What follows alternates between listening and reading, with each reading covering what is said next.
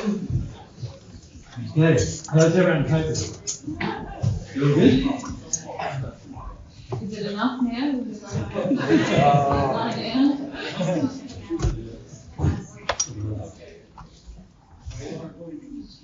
Nothing better than truth. Truth is what leads to freedom, leads you to love, leads you to a life of happiness. But it's sometimes very confronting, isn't it? Because you start, and this is something that most people need to get used to with regard to truth. You need to get sort of used to the idea of God's truth you're going to find confronting. And the main reason why is because, the earth itself and all of us who, lived here on earth, generally we're in the first sphere, which is not a place of a lot of truth. And so when there's these truths, those higher truths are presented to us, for most people it's pretty tough, There's a lot of self-analysis needed, a lot of thinking and feeling about things needed, and that's a normal process. The more you let yourself feel about it and work your way through that, the faster you will find your life will change. Yeah. All right, so we're at your disposal. Another 4 o'clock. First we'll go through a woman this time, shall we? So Yeah. About truth, I have a question. So until I've been in Austria, I'm starting to speak openly to God about how I feel about her. Yeah. And often it's not that really nice. Yeah.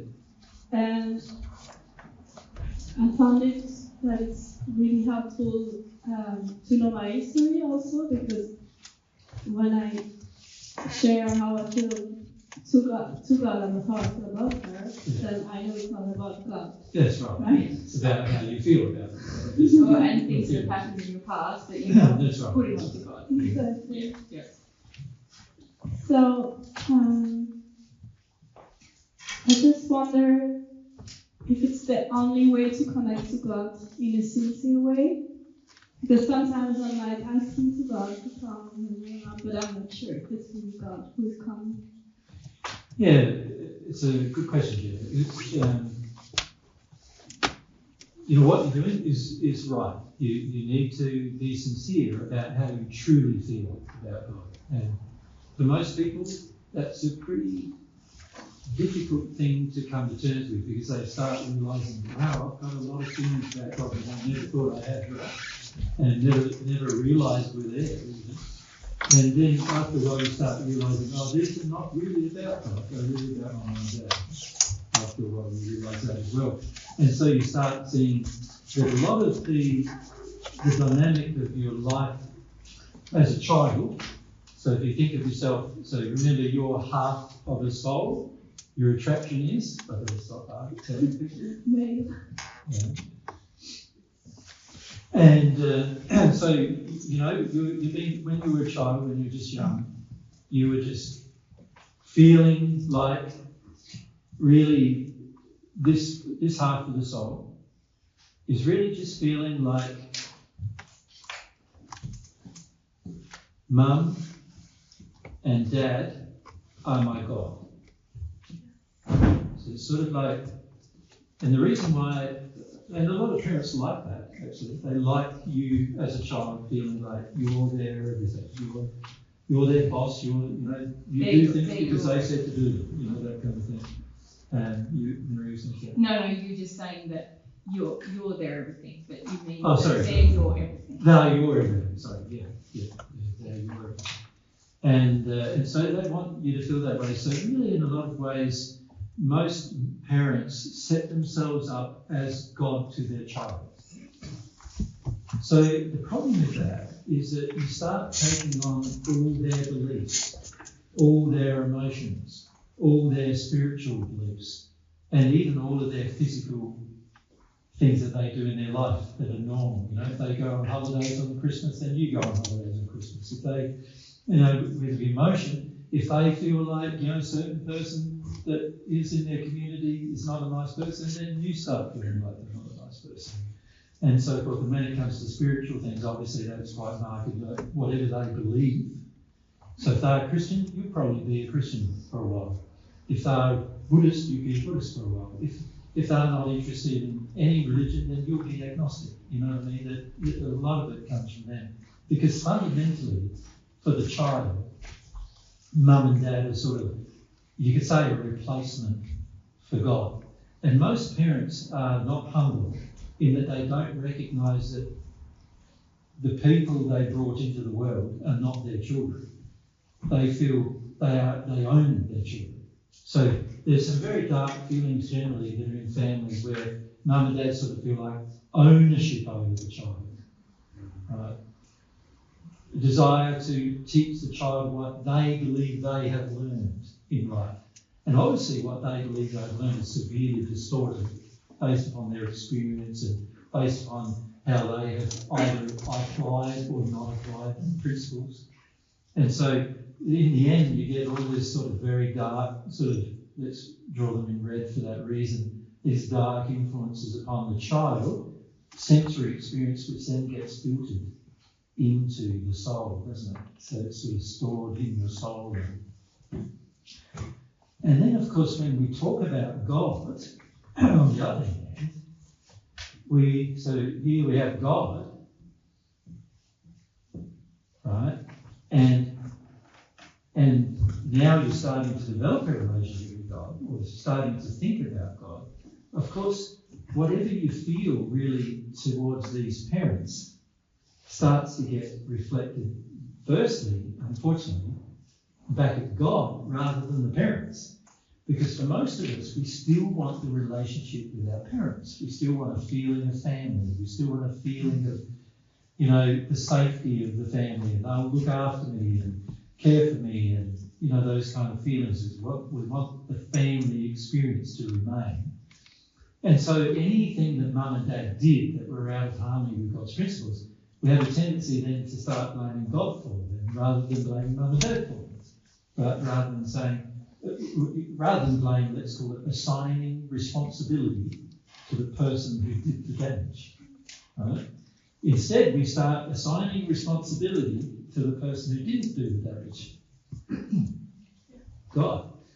Now, that's a natural sort of process. So, and as you talk to God, what will happen is God's not like, you can yell at God and God's not going to go, I'm going to punish you now. Keep yelling at me, right? And you can yell and scream at God and God's not going to go, well, no, I'm going to dismiss you for the rest of your life. You're not. If God, and you think about God, he's got ultimate power, he could actually say, I'm going to rub out your soul now because I don't like you anymore. He's not going to do any of that. He loves what he created, no matter how damaged it's gotten from other people. So God will share with you feelings that will help you see that, a lot of this stuff is about someone else. Yeah.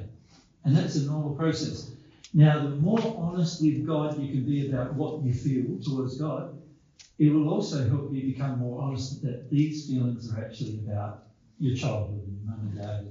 And actually what's happening in this process, which is a very important thing to realise actually, is that you're swapping over them, mum and dad, from being your God to God being your God. So in other words, instead of mum and dad now, you're treating mum and dad as if their thoughts are God and their feelings are God and their way of life is, the way of life you admire the most and all those things. You disconnect from that, and whatever you were projecting at them starts to go towards God. Does that make sense? And so you start realising in that process that there's a process of disconnection between you as a child seeing them as God. Right? And instead you start seeing God as God. Yeah? Now this is a thing that every single person who ever sincerely goes through getting a connection with God will need to go through. So every single Christian, every single Muslim who's ever even had a thought of God before they started this are going to have to go through the same thing, because the reason why that is the case is because they think of God as whatever mum and dad have mirrored God to be. And this is why the Christian faith, if you look at the Christian faith and the Muslim faith, and any faith that believes in one God, in fact, or in the case of Christian, there's three gods in one, isn't it? You know, the triune God they believe in. But God the Father, God the Son, and the Holy Ghost is what they believe in. And Muslim one God, Allah. And if you look at their belief systems in terms of the treatment of women, and both faiths believe women should be subservient to the man, for example. Now, that happens because most people in that society that accepts the belief have come up to believe dad is superior to mum. There's a feeling in there, and that allows you then to create a spiritual belief that supports what happened in the family. Okay? And so even the people who are already thinking they've got a relationship with God actually have a distorted relationship with God. And they're going to have to go through this process of disconnecting from what the parental, religious viewpoint was of God and reconnecting and finding out who God and what God really is in terms of God's nature and character. Yeah. So it's something, if you want to have a relationship with God, it's something that any person who has a relationship with God, who wants one, is going to have to go through. Every single person, every single celestial spirit has gone through this process. Okay? So don't feel it's like, oh, it's just me and I'm terrible going through this process. It's a process that's valid and you're going to have to go through it. Thank you. Yeah. And is it so about self-responsibility? Is it self-responsible to involve my guide in the process? Yeah, remember your guide. There's two, often there's two spirits that have been assigned to you. Your guide hasn't really been assigned. Your guardian has been assigned. And your guide is basically dependent upon your desires about spiritual development. So if you look at the two people who can help you spiritually, the primary ones is that you firstly everyone has a guardian, so your heart of the soul, has a guardian spirit, and the role of that spirit is to protect you. Physically protect your life so that you can live as long as possible on earth, so that you can have as long as possible experience on earth, so that you can learn as many things as you can while you're here. That's the purpose of trying to make that experience as long as possible. So the guardian does that. And so, you might be driving along a vehicle and you're about to make a wrong turn and there's a car coming past and he's the man who yells at you and says, stop! And you put your foot on the brake and you go, whoa, like I could have ran into that person and I didn't, but he's the one who said for you to stop, right? He's that kind of fella or a woman, and they will help you live a long life if you listen to them. Many men in particular don't listen, so they do a whole heap of reckless things, and as a result, as you well know, statistically, most men die before women, right? And that's one of the reasons why. But the second person is your guide. Now, your guide is a person who only it comes to you, and it's an assignment that God brings to you based upon your desires for spiritual development. So, an example of that is, let's say you decide to be a Buddhist. Well, what will happen is you'll be assigned a spirit who will help you be a Buddhist, because that's your desire. Right? It doesn't mean that God agrees with the desire, but because the desire is sincerely, it has to be sincerely established, God responds to the sincere desire saying, well, that's what you want, so I'm going to give you someone who's going to help you do that. God's laws are going to do that. God's laws do that. Yeah. So, and of course, when you start to want a true relationship with God and not just a religious relationship with God, then you usually will get a guide who's on the divine love path, and that'll be a sign. And over the course of your development on earth, that may be different spirits too. They may, during the first few phases, let's say, for many of the young men in the audience we talked about earlier, there's a whole lot of quite dark spirit influence. So sometimes the guide will be just to help you get rid of it, get rid of that influence. And then, because he's a spirit, oftentimes who had the same kind of influence on earth, he understands it better than anybody else because he's had to learn about it himself. And so he will often come and he can then, if you're sincere about getting rid of the influence, he can then help you. So this is something that happened to Nicholas in Austria. He developed some sincerity to deal with that in Nicholas, and then some spirits came to help him work his way through that, and they've been helping him ever since, and he's felt the benefit of that help, right? So that's for a specific purpose. But say Nicholas deals with a spirit influence, and then he decides, I would like to, have more of this kind of relationship with God, that kind of, I want to experiment with some of my passions. Then he might get a divine love guide who has similar passions to him to help him experiment with those passions. Does that make sense? And he might not be the same spirit who was there before, helping him with the spirits, the spirit influence he was under. So this happens to every person. If you're sincere, these things will happen. And so over the course of your life on earth, you may be assigned 3, 4, 5 or 6 or 10 even, depending on what you develop, different people who are helping you. Depending on the skills of the spirit, because not every spirit has the same skills. They're just like you. They have different, passions, desires, skills. It's different experience. So, for example, on Earth, in the first century, the only person I've been a guide to on Earth was my daughter, Sarah. But I was with her entire life because I had enough skill to help her with every aspect of her life. But if I didn't, then somebody else would have been assigned. And when Mary passed, Mary and me were her guides after she passed. But and sometimes it is a family member from your prior family life who is the guide. But other times it might be, just depends on the desires you have. Yeah. Can I go back to the end of your first question where you were saying, I ask, when I'm talking to God, I ask God to come, but I'm not sure if God coming. Yeah. God's interested in you, absolutely. So God is always interested in you, whether you express a desire or not. But as soon as you express a desire, you become more sensitive to God's feelings for you. Mm-hmm. So never doubt that God isn't interested or there. It's just you becoming sensitive and open to feeling God's feelings for you.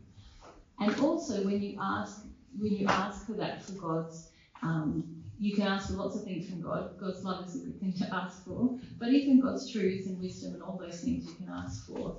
If you have a divine love guide, they will also be attracted to you at those times to help highlight to you, if you're not yet sensitive to God's feelings, to highlight to you what's the next thing to look at so that you can establish this relationship with God. Yeah. And one thing that you have been doing, Jill, since Austria, right? You came there, is that you're starting to focus more attention, aren't you, on God rather than on just everything else in life. And this is very, God loves that, because it's like God can help you with everything else in your life. So when a person focuses on God and is sincere about it, then God always is going to respond. And also, as Mary pointed out, your desire opens up your heart to the response. Mm-hmm. So before then, a lot of times God's trying to help, and every single person on earth, God is trying to help.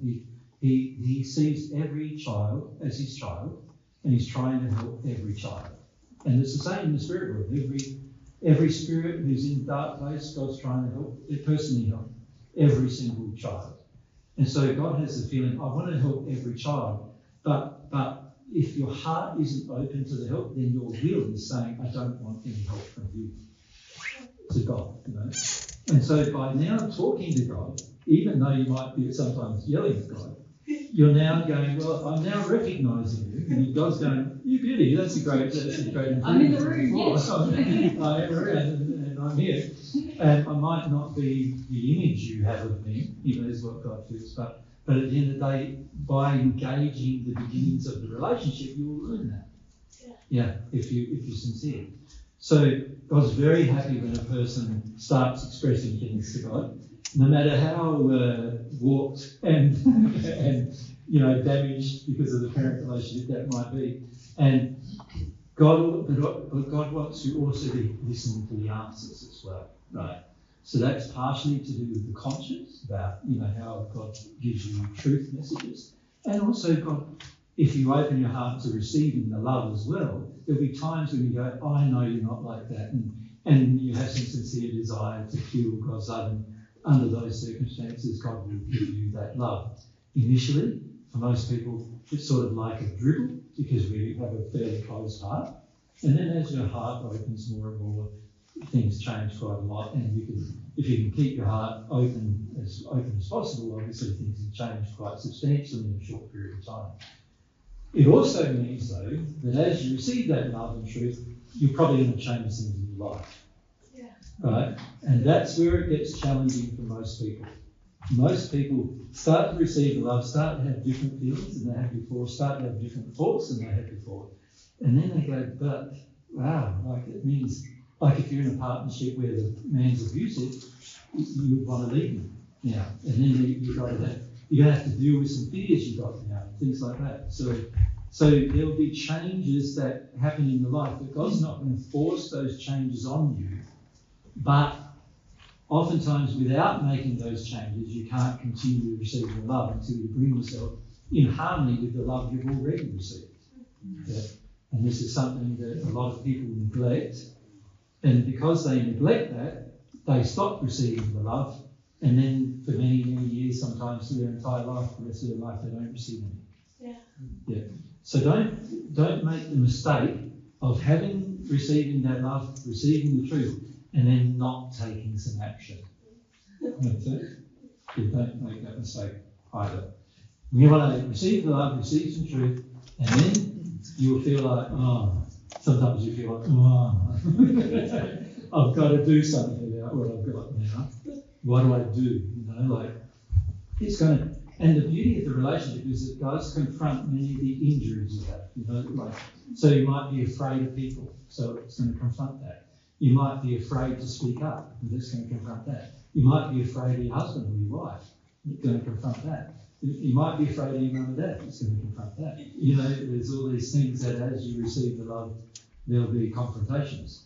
And you've got to be prepared to take the action that is necessary to stay in harmony with the love if you want to continue growing. So that's the secret to continuing growth. Thank you. Yeah. Can I add something? I guess I want to make sure that I'm self-responsible with how I process or deal with my emotions. Yes. Because I have had the tendency to ask therapists or other people to be next to me when I'm dealing my emotions, and I fear that I do the same with God or Spirit. Yeah, very good question. And what we find is a lot of people don't have the personal confidence to deal with things themselves. Now, this comes from a lot of injuries from mum and dad, basically teaching you that you need somebody else to handle things in your life, right? And a lot of people on earth have that injury, and it's becoming a more and more common injury too. If you look at young children now, they have it at a very young age, that same injury. What God wants you to understand, this is for everybody, God wants you to understand that He created you with the ability to cope with everything. Everything. You can cope with anything. Mary and I have experienced some very, very hard things in our lives on earth, and both the first century and now. And God, if you gain your feelings from God about you, one of the feelings is God created you with the ability to handle everything, right? And once you have some confidence in that yourself, then it's far better for you to engage your own progress than it is to get help from others. And there's a lot you learn by doing that. Now, it doesn't mean that you won't be helped by others, because you've still got your guide, and you've still got God, and you've still got people who want to help you. But when you become super reliant on their assistance, you're now putting yourself in a place of dependency, and you're also creating a power dynamic where the other person now potentially may take power over you if they're not kind or considerate or in a loving space themselves. So you've got to be very careful that the person who's helping you, if anybody is helping you, that they are loving in the manner that they do it, and they're also not wanting you to become a dependent. Right? There are a lot of people who desire to help others who want others to be dependent on them. And that's something you've got to be very careful of in your progress. What God wants for you is to realise that between you and God, everything can be dealt with. You don't need anyone else to do with anything. However, when loving assistance is given to you, why would you not receive it? Does that make sense? There's plenty of times when you can ask for loving assistance and receive it, and God wants it, and spirits and even people on earth want to help you with that assistance. But the dependency on it is actually something God wants you to break, not establish. So he doesn't want you to become dependent on other people, because if you become dependent on other people, their opinions and their feelings and their beliefs will influence you. You follow me?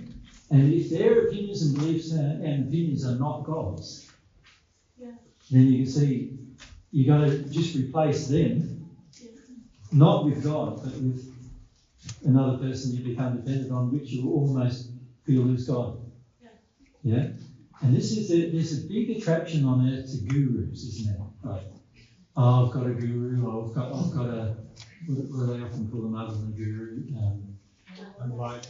An enlightened leader, or, we were in Portugal. It was interesting because there was one woman who was considered to be an enlightened leader who came in the Buddhist faith, came to our presentations, and she brought along with her half of her followers who didn't really even want to be there, but they came because she came. And then also there was a whole group of spirits who were feeding the fire addiction of all that, who also came with them. And it's very interesting because when you say something that confronts or they feel is treating the person badly, so one of the things I said in Portugal was reincarnation is false. Well, that's not true. Everybody who had followed that belief was all up in arms immediately. And it's very interesting what happens then, because if you follow a person and you hear a belief that confronts the person you're following's belief, now you've got a choice. Are you going to look at the truth, or are you going to just follow the person's still? And if you're getting a lot of addictions from the person, and one addiction might be, I want to feel safe, and I want to feel secure, and I want to feel like I can handle things with somebody else's help. So that's an addiction. And if you have that addiction with the person, and they themselves don't like the truth, then what are you going to do? It's highly likely you will stay listening to the person even though their beliefs are false, rather than accepting God's truth.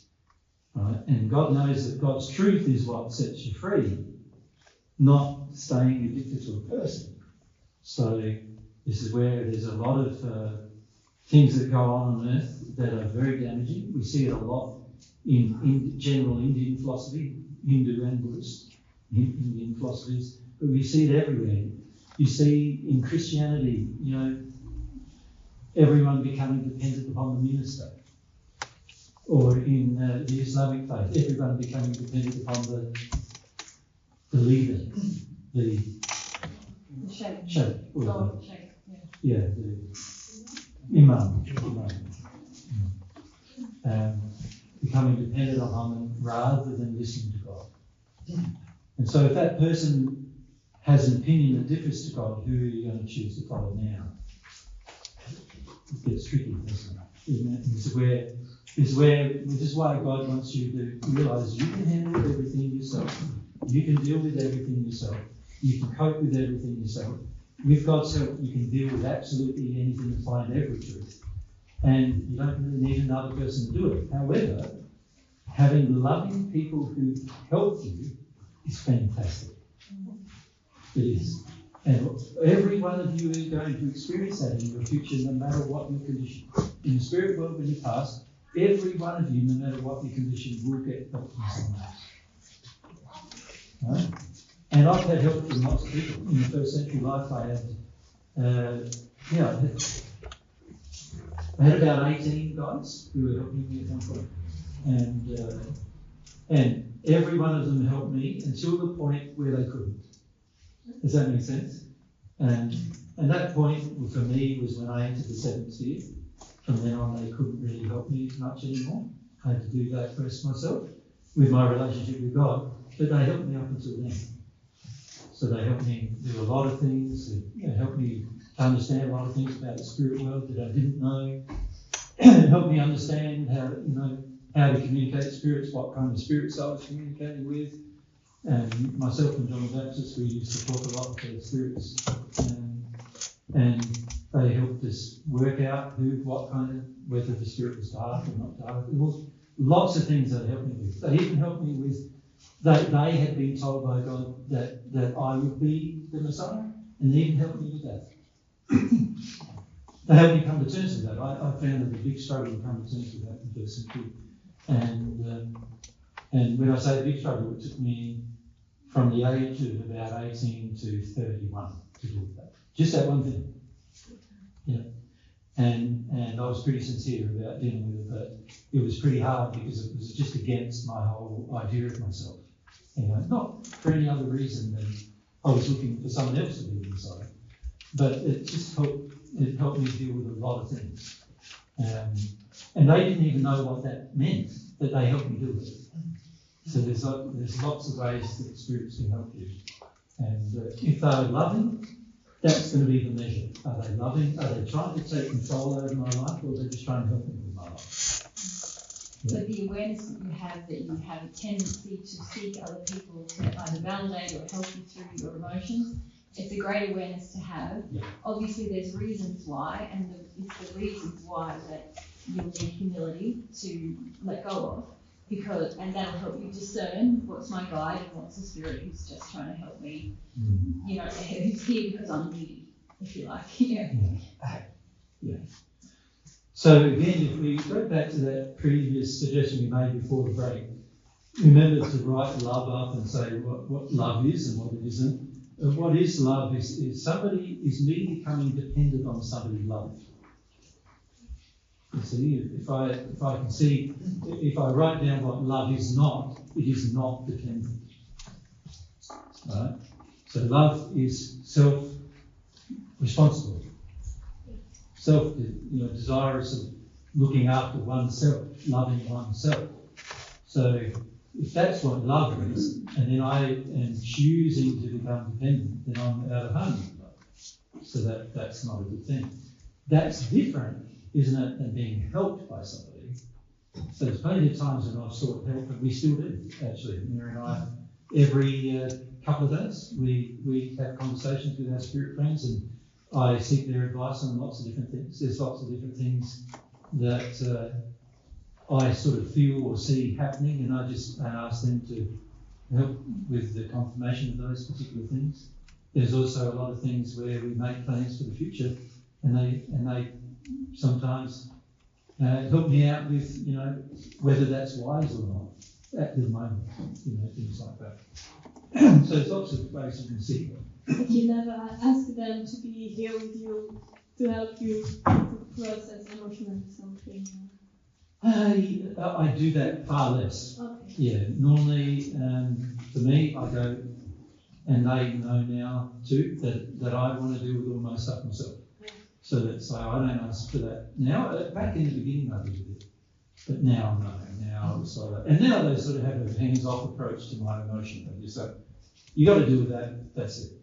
And in the end, only you can feel your feelings. Yeah. So spirits can help you by like I was saying before, highlighting, you're skipping this, Julie, or yes, you're on the right track, Julie, but in the end, it's only you who's going to have your feelings. And some people have Spirit's feelings through them because they're so desperate, I need to feel something, and then, they open themselves up in that way. But you can't really, Spirit can't really help you to, even a loving Spirit can't help you to have your feelings, because in the end, they can only give you truth or love, which might help to trigger some feelings, but in the end, they're your feelings. That's right. Can't help you develop faith, can't help you develop humility, data qualities you need to. Now, I must say though, many of you will find yourself developing a bit of a sort of a relationship with some spirit friends over time, and then those spirit friends will try to wean you off of them.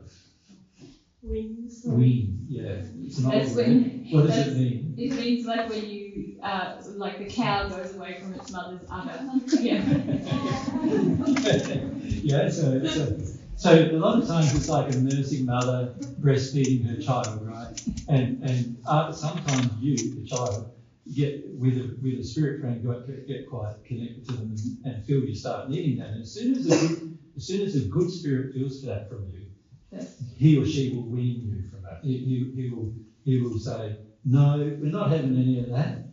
You need to stand up on your own 2 feet in this regard. It's sort of like, it's like these women who nurse their child until there's, some people sort of breastfed their child until they're 5 years old or something. Well, that's stunted the child's growth generally, because it stops the child from learning to look after itself generally. So our spirit friends are not going to stunt your growth by nursing you when they feel like, no, stand up on your own 2 feet. We need you to stand up on your own 2 feet. We need you to have more confidence in yourself and more confidence in the way God created you to be, which is a self-responsible person who loves. That's what God created you to be. Thank you. All right. Okay, now it'll be another woman. Okay. Right up back over. Sorry, where? Oh, no, just like here at the back of the first section. Oh, I didn't see it. Sorry. Oh, sorry. Yep. Fine. Yeah. You. What was your name? Carolyn. Sorry. I think this has been going around in my head, so it may come out completely wrong. But what I was trying to get to is, years ago, I felt that because I've been abused and sexually abused, so my now understanding is that I've attracted obviously abusive men. And well, just be very. Firstly, I need to stop you there. You've got to be very careful with this understanding. It'd be better. Sorry, I was meaning. Obviously, with how we were talking about men this morning. I should have said that. Sorry. Yeah, no, I understand that. I just want to this whole thing that I attracted abusive men. I just want to address that comment first, and then you can continue with your questions. Is that all right, Carolyn? I'm not too sure what that is, but I'll see.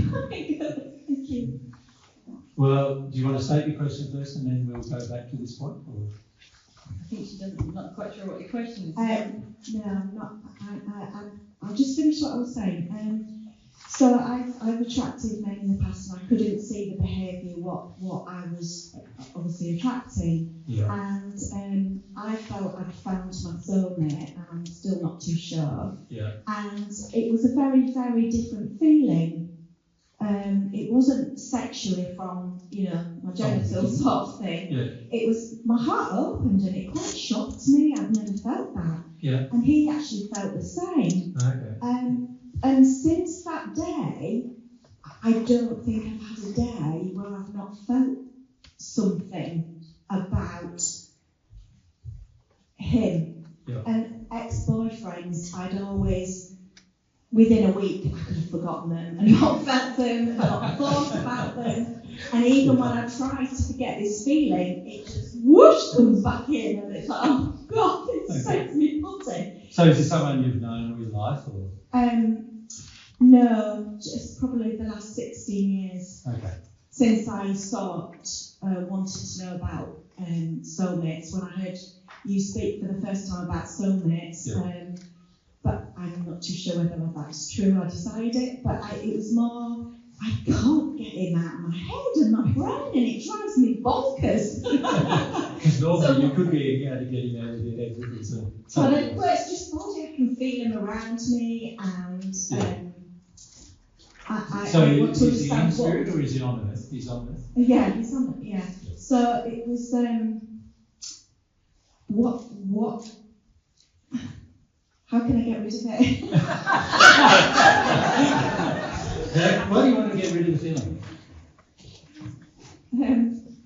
I don't really. It's quite beautiful. Yeah. It's really, really beautiful. But if it is an addiction, or what I was worried about hearing you this morning is if it's spirits throwing that feeling on me, then I that's so unloving to actually connect with that, because it can't be very nice for him if we're not soulmates, that it feels like a loop. So if I'm getting that projection from a spirit, and then I'm projecting at him, and then I've started to stop it, like, I don't want this feeling, I don't want to do this, I don't want it to go on a loop.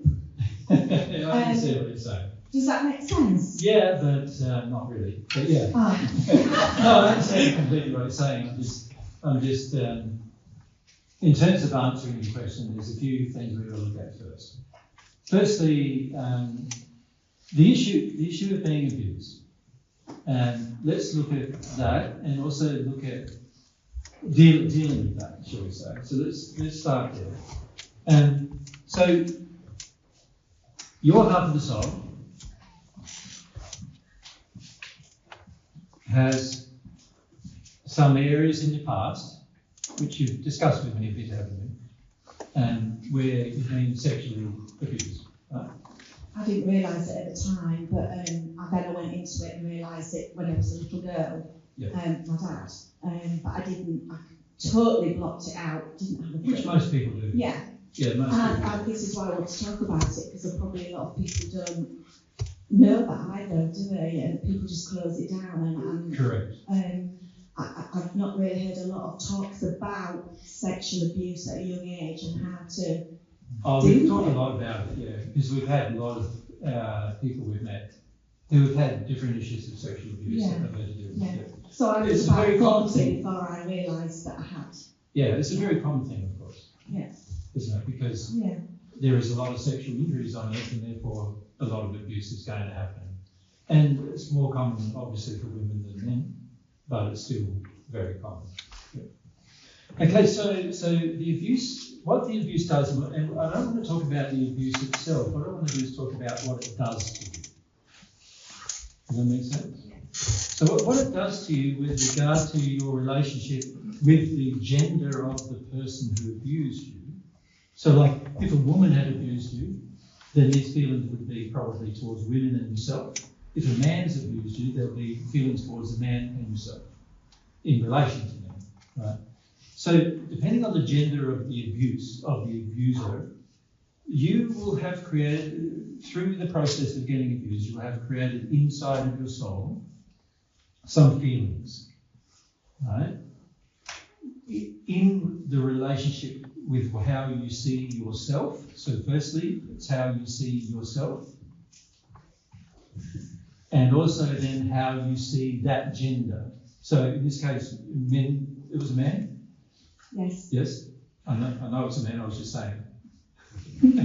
It's a man, yes? Yes. And so how you feel about men generally is going to be influenced by this abuse. Now, it depends, doesn't it, on how you react to the feelings that were generated from the abuse, the grief. So this abuse has caused grief, and then it depends on how you react to the grief as to what you will then do. So if you react to the grief by getting sort of angry about it, you're afraid of feeling it, so you get into a state of anger. So there's obviously an intermediate stage in there of fear. But if you get into a state of anger, then you might feel very angry with men all the time, right? But that hasn't been your pattern, has it? No, I've been very quiet because I've not got angry. I've got angry internally. Correct. So there's a second thing where this anger is actually at yourself. Yes. And blame of yourself. Now, Not understanding things, getting confused, not knowing who to trust. Yep. Now, this blame of self in all these different areas causes the blame of self is the thing that causes the attraction. You follow me? To certain types of men who are prone to blame you rather than themselves. Right? So it's not actually the abuse that has caused the attraction. So it's not like we're saying, I've been abused and now I'm going to attract more abuse.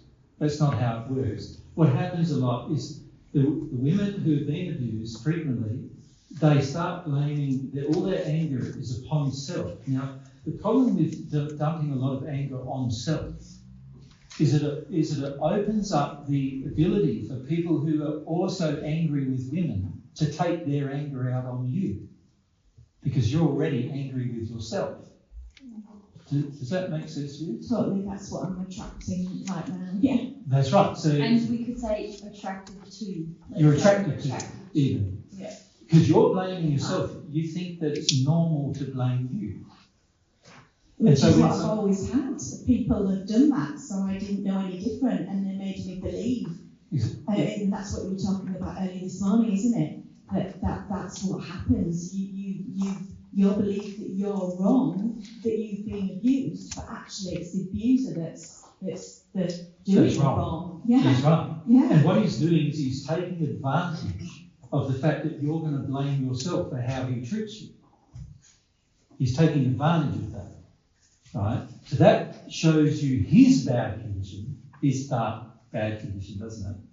Rather than your own. Your own is in a state of blaming yourself. And then he says, right, this woman's blaming herself, so I can get away with a lot with this woman. I can treat her badly emotionally, I can treat her badly sexually, I can demand things from her, I can make her feel bad about herself, and she'll just keep blaming herself and give me what I want, which is power and control over her and other things like that, sex maybe too, and do it. She gives me all the things I want, right? And so it's the tendency to blame yourself, which is a lack of love of self, which causes them to be attracted to you. Right? Yes. So you're right with that. So, and God didn't design the law that once you're abused, that you just get abused forever. No. Until you feel. It's not like that. That's not God's intention, that's not God's desire. So it's just very important that we understand God's law does not want you to be harmed, whether it's sexually, physically, verbally. Yeah. Anyway, however, what happens if you look at the general condition of the world? Most people in the world take advantage of others when they can. Isn't that true? Yeah. There's very few people on earth who recognise they could take advantage of you and don't. Right? Because most people are in a poor condition of love. They recognise they can take advantage of you and they do. And that demonstrates their poor condition of love. So these men who take advantage of your blame of self are in a very poor condition of love, and therefore they are attracted to you blaming yourself. You follow me? Yeah. Yeah. Now, in the process of this occurring, those men, let's draw them, I'll draw them as well.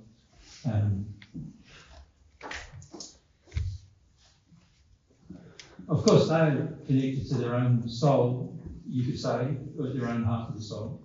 But you can also see, it's not, I've just got to be careful about it. Anatomically correct. Anatomically correct. So male. So this is them, and they obviously have an injury where they're prepared. It's a darkened group, so therefore I'm going to draw it in this sort of red colour.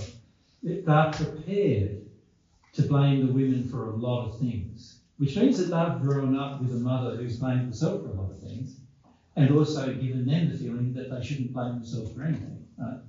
And so those men are going to be attracted to your life because the anger that you feel about what happened to you is focused on yourself. Like you're saying to yourself, I'm to blame for it. And in fact, these kind of men who abuse women also do believe that you are to blame for it as well. They will even say that. Abusers often say to the children they abuse, oh, that's because you wanted that. You wanted this. You know, they say things like that. And these kind of men, as adults, often say the same thing, but you like that. You like me being a bit rough with you. You like us having fights, and you like us, you like me being a bit bossy with you and being sexually demanding with you. It turns you on. And to some degree it sort of does, because the injury in the soul is to blame yourself. And so when somebody else blames you, it opens you up emotionally and also energetically to their projections. And so you can even get sexually aroused by somebody blaming you, which is unfortunate, but it's just a part of that injury. So, if you don't deal with your blame of self, which I need to say your attractions are showing you still feel this way, okay? Yeah. So your attractions are still showing you that you do have this tendency to blame yourself. And this is why I latched onto the words as well, because even the words the person used frequently show that the feeling still exists. Right? So there's this tendency to blame oneself within you, saying, I attracted it, like I'm to blame for it. Like, no, all you're responsible for is the fact that you haven't felt your grief about it yet. And that's caused you to have this angry suppression of your grief and to use blame as a way of suppressing your grief. If you blame yourself, you can see the dynamic. If you psychologically blame yourself for what happened, then you don't have to grieve what happened. And this kind of grief is quite gut-wrenching kind of grief. And so you can store that grief rather than feeling it if you blame yourself. Right? So this is why often we desire to blame ourselves. And then on top of that, the men who abuse you want to blame you for it as well. So there's an extra motivation to blame yourself as well. And so it's very common for most people who've been abused to blame themselves for the abuse. Now, the problem with that is that this grief hasn't gone, and I've still got a strong desire to blame myself for what happened to me. So what kind of man's going to be attracted to me? Or attractive to me?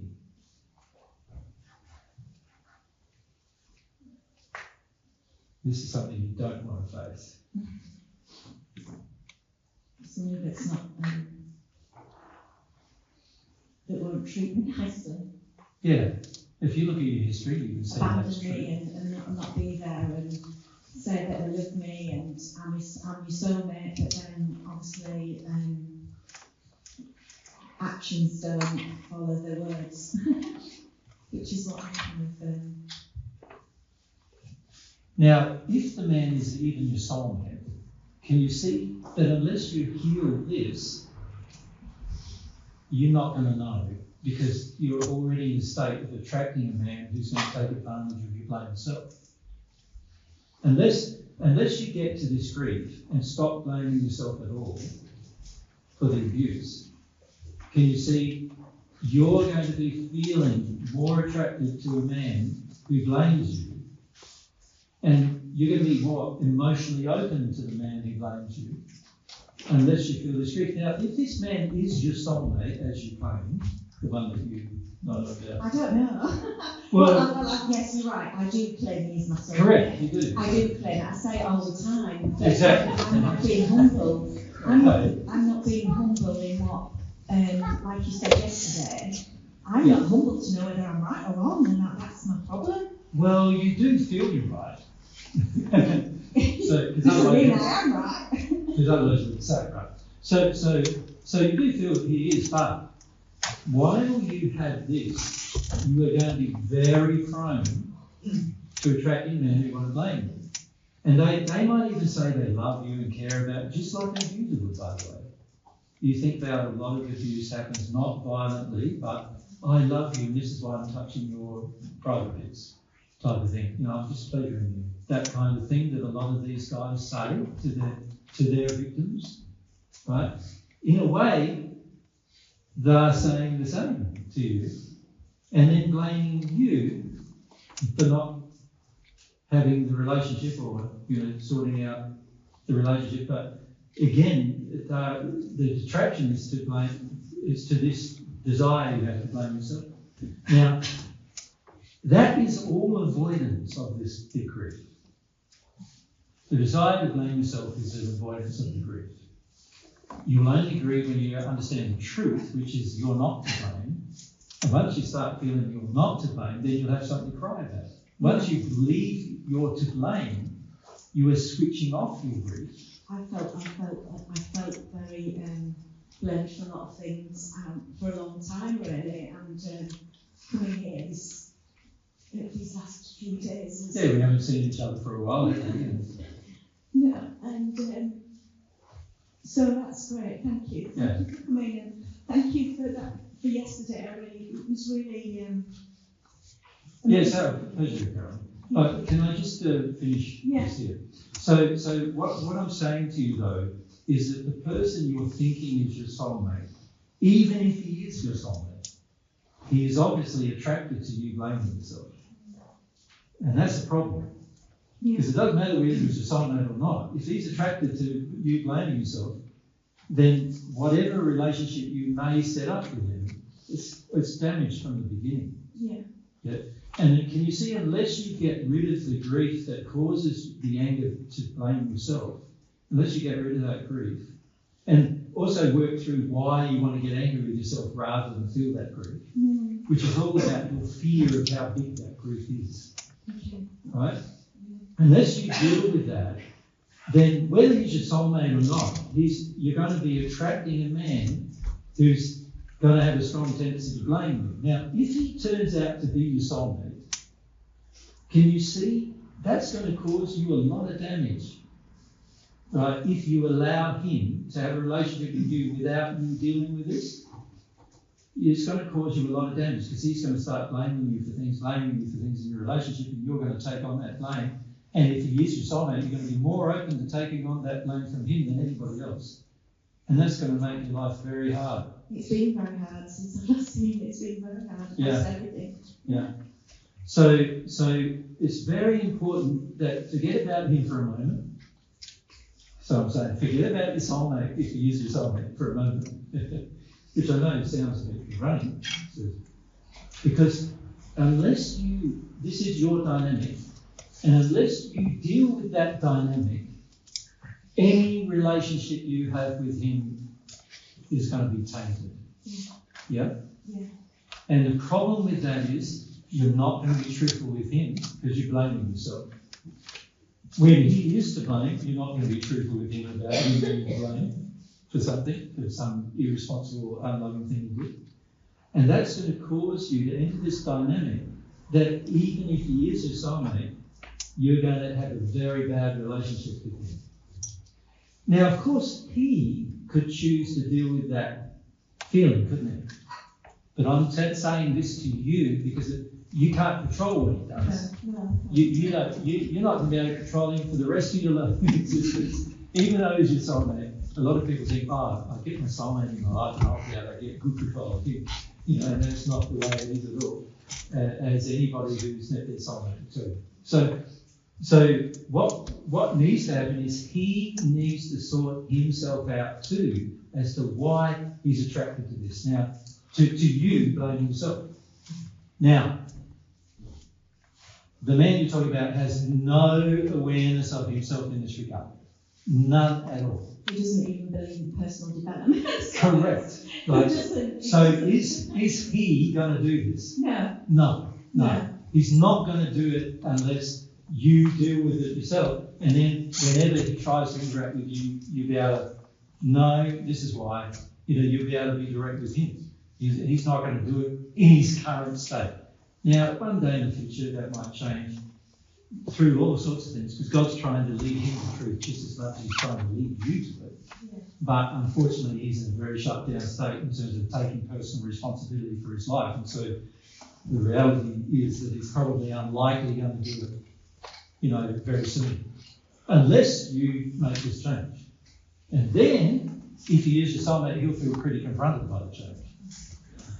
You follow me? Yeah. If he is your soulmate. If he's not your soulmate, he won't be bothered by it at all. And you'll know. And you'll know. You'll know he's not your soulmate when you do with this. The reality is you can't know who your soulmate is while you've got that feeling.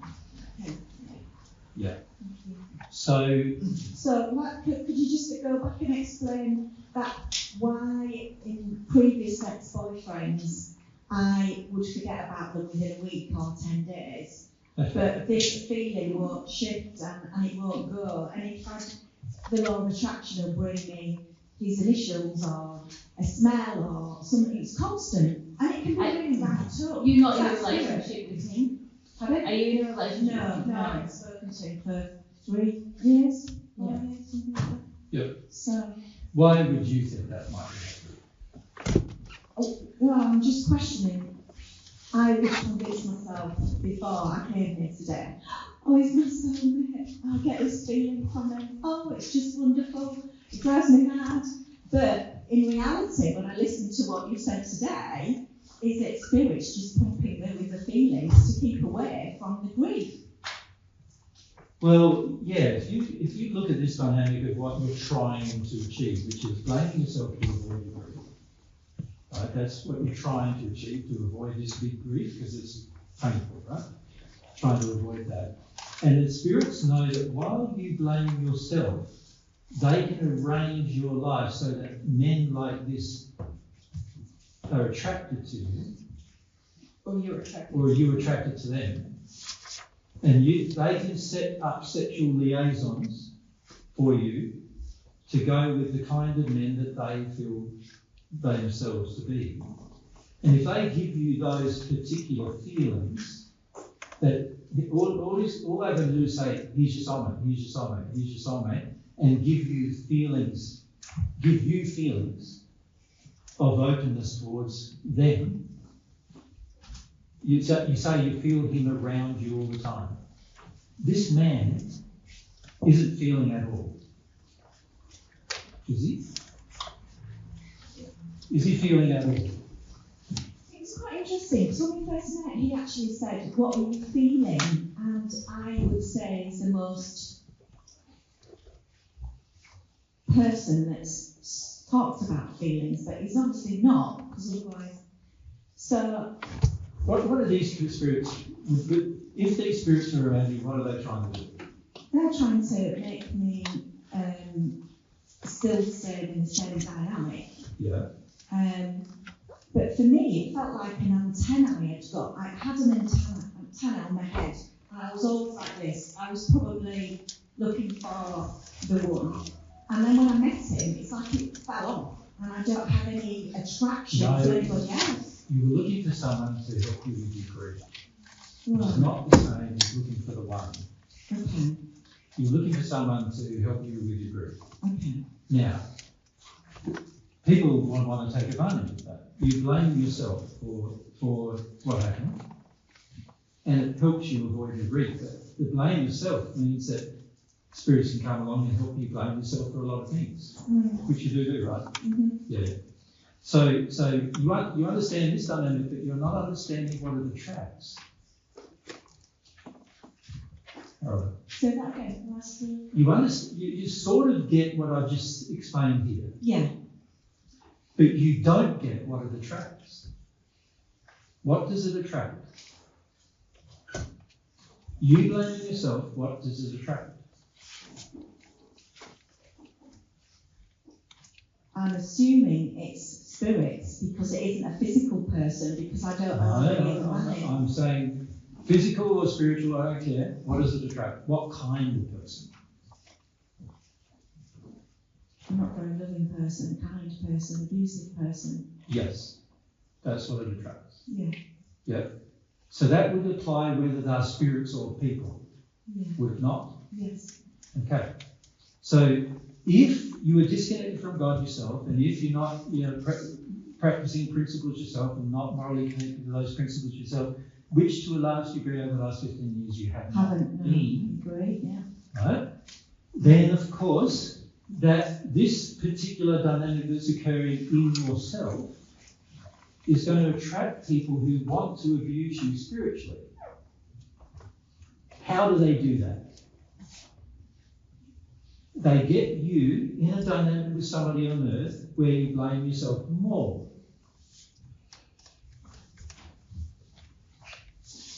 But actually this is quite tricky because you're not having the interaction with the man.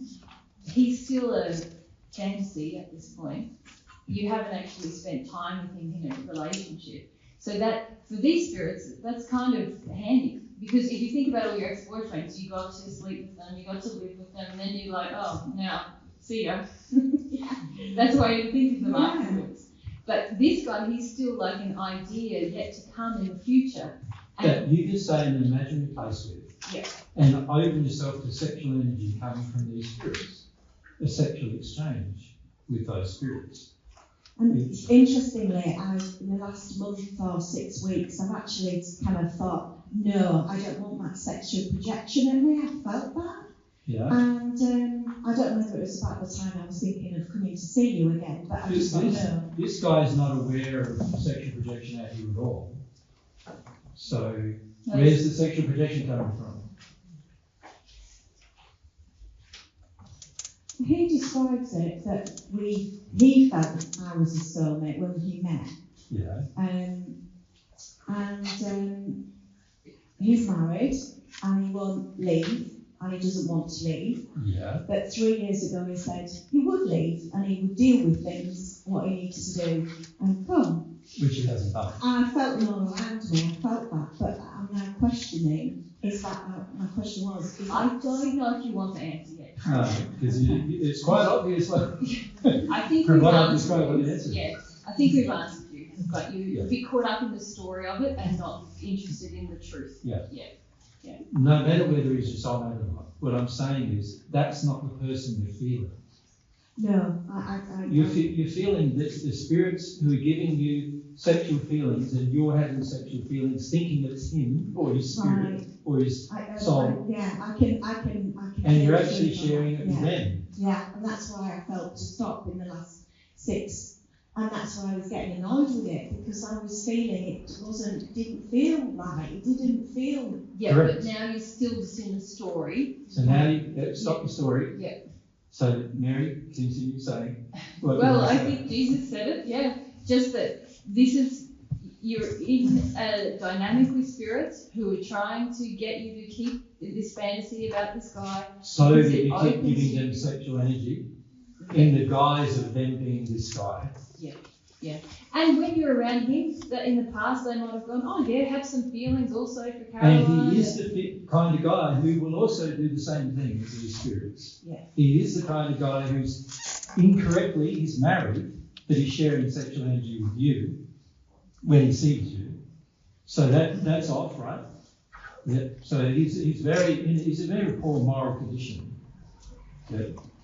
But he's also doing the same thing as these spirits, taking advantage of you and taking advantage of the feelings he gets from you when he's with you. But when he's not with you, he can't feel you at all. Yeah. It's only when he's with you that he feels you. He says he could, but obviously... Well, they obviously can't. Why is that obvious? Why should that be obvious to you? Wouldn't he feel the pain he's putting his other half through by doing this? Wouldn't he? Wouldn't he also feel, if he actually felt, wouldn't he also feel the pain that he's putting his marriage through by doing this? Yeah, he's never spoken about he just feel grief and shame, but he's obviously not, he feels it, but he's not feeling it, if that makes sense. No. He's describing feelings to you so you keep on the hook and Thank you. keep feeling the same things. And whether he's your soulmate or not is immaterial at this point, because at the end of the day, unless you deal with this and unless you deal with this going on, you know, you're not going to be able to really feel what's going on for him, right? But it's also stopping you from having a relationship. These spirits obviously want you for themselves. So they want you to not have a relationship with anybody else, right? They want all of your sexual energy. See, some spirits come along and they want to share in sexual energy with a group of people. And then other spirits come along who have a strong sense of ownership, a strong sense of demand of control, which is exactly what blaming yourself gives them, and they want you totally. They want all of your sexual energy for themselves, right? Because they don't have that for themselves. So the trouble with the spirit who's doing this with you is that all he's doing, he is a he, right? And all he's doing is causing you to stay in an imaginary place so that you allow this energy to keep flowing and you keep giving him the same energy so that he feels good about himself. And while that continues to happen, how can you know this man is your soulmate? All he's got to do is just tell you that he is. He's an unavailable man, emotionally unavailable, sexually unavailable, and it's in the interest of this spirit to keep you on the hook about that, because while this spirit here, male, while this spirit here keeps you in that hook, you are going to be open to any sexual energy coming from him and to him. You're going to give him sexual energy while he keeps you in this hook that you believe he is him. You follow? Yeah. Yeah. That answers it. Thank you. That's yeah. Thank you very much. Good. And it all starts because of not dealing with this grief, and that attracts this kind of abusive male spirit who goes, I can take it, but he's abusing you sexually. So thank you. So it's working on going into the deep grief, looking at the principles of things. Dealing with that grief. Yeah. Which you've been very frightened of dealing with your whole life, right? Yeah. And then obviously building up my self-worth to kind of. It would happen naturally. Will it? Okay. Yeah. Just by the grief going, it would happen. Once you deal with this grief, there's no reason to blame yourself anymore. Okay. The purpose of the blame yourself is to stop yourself from feeling grief. So once you feel the grief, there's no reason to blame yourself anymore. Once you stop blaming yourself, these kind of men will find it more and more and more difficult to connect with you. And as a result, you'll be able to tell, is this a real connection or is this actually just a connection based upon my blame yourself? Thank you. That's thank you. A lot of talking in that from you. I know. And not a lot of listening. No. Yeah. I'm looking forward to seeing the recording so then I can really keep playing what you said to me. Yeah, well, you might have to blank out a lot of your words to hear mine. I'm just joking. Why do I do that? Well, you're afraid. You're afraid of dealing with this, and really, you want a different story. You want a different answer. You want me to say he used his eye. Go for it. No. Break up the. Yeah, you do. Let's get honest with you. You do want to say, here's his eye, mate. Go for it. Trust your feelings. Go for it. Break up the relationship. Take some proactive action so that his marriage breaks up or whatever. Which I can't do, of course, because it would be unloving. But if you're honest with yourself, Feels yucky now. Sorry. It feels yucky now. Yeah, well, it's starting to feel yucky, but this has been going on how many years? 16. That's a long time before it felt yucky, right? Yeah. And also, your big panic, Caroline, is about the grief. So every time we bring you back to the grief, you want to go off on another 10 minutes. Yeah. You Thank you. understand? Yes, thank you very much. Yeah. Appreciate that. Thank you. Good day. Mary's choice now. let's come to this lady at the corner back here. I can't see your name. So yep. I'm Harry. What was your name, sorry? I'm Harry? Yeah, I don't know. Say it again. I'm Harry. I'm Harry. Amy Harris. Very unusual name. How do you put up with it? Yeah, I've got a lot of variations on it. I bet you have. Yeah. I'm sure you wouldn't last 5 minutes and shorten it to something. No, shorten it to something. Let's get shortened to Harry, sometimes Anna, but Harry, yeah. Yeah. Yeah. Is it the name you chose or that it was given to you at birth? Give it to me. Yeah, it's a Welsh name. Yeah. Well, they're not very loving parents. It has had its ups and downs. Yeah. At least you don't meet very often people with the same name. Yeah. The other one with a weird name. Okay. What would you like to talk about? So it's a little bit in relation to the question back that the lady over here said. That's right. Yeah. In kind of looking outside of self, but not necessarily to God. Yeah. So I lean quite heavily into my dreams and sleep state. Yeah. So now I'm really wondering what's going on there. So, because I remember most of what goes on at night. Yeah.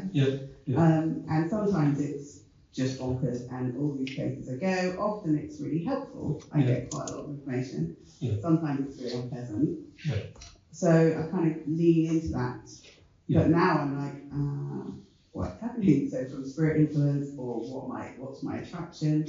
Yeah. In that. Is it trustworthy?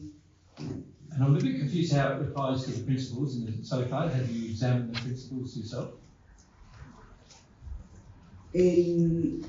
Well, I feel a bit confused about that, of like how it's... What principles are involved in? And relating to God. Yeah. Like, I thought that I could trust my dreams as some external... okay. Did you see what I mean? Sort of like guidance. Yeah, like my spirit guides, Yeah. this is guidance that's Yeah. coming and I can trust that. Yep. And now I'm like, oh, is it just my shit? Really, actually, I can't, it's not trustworthy. Well, yeah. Firstly, let's answer that a number of different ways, perhaps. But the first way is let's look at your life. How many hours are there a day? How many hours do you sleep? 8. How many hours are left over? The rest.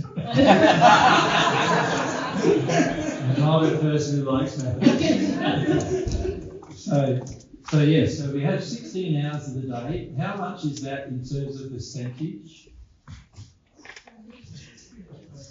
We're sleeping 8 hours 24, which is 24 take 8, you know what percentage. Not on the spotlight either. and we are awake 16 hours 24, which is 2/3 of my life, which is basically saying 33%, is it? And let's call it rounded up, 67% of my life I'm awake. So, now God designed your life that way. Right? That's why, for the most part, almost wherever you live on earth, and of course that's not always true with different seasons, but for the most part you'll get anywhere from 12 to 16 hours of daylight, and you'll get 8 to 12 hours of night for this reason. So God designed it so your body clock works in such a way that you will be forced to sleep. And the reason why God designed it that way is there's two things that happen in your sleep. So in your sleep, there's two things that happen. There's the regen of your physical body. Right, that's number one. And the second thing that happens is the education relating to your education about spirit life.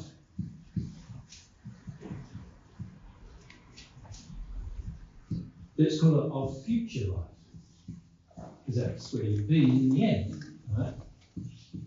Those two things that happen. So you're receiving the regen of your physical body, and then there's education of your future life going on during your sleep. Yeah? So that's the purpose of those 8 hours. And where's the rest of your time? Here.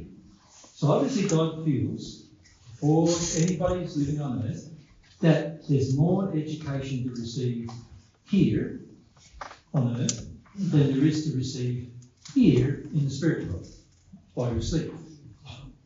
for the benefit of your life. So God designed it purposefully this way, to allow for you to have a period of time where you're regenerating this physical body, because the physical body can't cope with being awake 24/7 for weeks on end. And the education of your future life occurs here. So these two things occur in those 8 hours. And then in these 16 hours, that's your primary education. Your primary education. All right? Yeah. Now, already you can sort of see where I'm going with this, right? Yeah. So here I am. I have my 1/3 of life, my 33%. This is yourself. And I'm going, that's telling me everything. Now, already you can see that's not truth. Because God designed a system where this should tell you most things, and this leads you to the next things. Not the other way around. You follow me? So, the persons who focus mostly on their spirit life, the very first thing they're doing is avoiding their physical life. Okay. Right, you know you're doing that. Yeah. Right? I can hold my hands up for that. Yeah, that's right. So you know you're avoiding your physical life by sort of going, oh, I've got this amazing spirit life, and I'm remembering lots of it now, and there's more and more motivation to remember more and more of it, of course. And now, and also, you call them your dreams and your experiences. Now, some of the things you think are your experiences are your dreams, and some of the things you think are your dreams are your experiences, ironically. And so there's a bit of a mix-up in terms of what's really happening versus what. Some of the things that are happening are to help you see you're avoiding a lot of things in your physical life. So the purpose of dreams is your own self in your spirit form bothering you in your physical form, saying, you need to deal with some things, man. You know, that's the sort of, that's the feeling, right? So you in your spirit form are seeing some things that you don't like happening in your life on earth, that you choose to avoid while you're in your life on earth, right? Now, let's look at all this from a principle perspective. Firstly, there's the truth that that's only 33% of my life. The truth is, you may be here a bit while longer, right? How old are you now? 47. Yeah. And how long could you live? Oh, I suppose 100. Yeah. How long has your mum and dad and the other ones lived? Well, my dad not long. My mum's still going, so. Yeah, how old is I she? suppose about around 90. 90, yeah. So you're halfway. And of that halfway, you can see the feeling, right? The feeling is, I want to go sooner. That was better. That's your feeling, right? Yeah. And of course that may eventually even cause your death, by the way, because you have that desire. But the desire is driven by the desire to avoid your physical life. Now, if we look at the issues of principles, let's look at the principle of truth. Right? So number one truth is, I want to avoid my physical life. Avoid is what I want. That's what I want to do. Avoid. That's not. Is that right? Avoid. I want to avoid my physical life. Right? Why would I want to avoid my physical life? Because it's painful. Well, yeah. So that's now a point of humility. Yeah. I don't want to feel pain.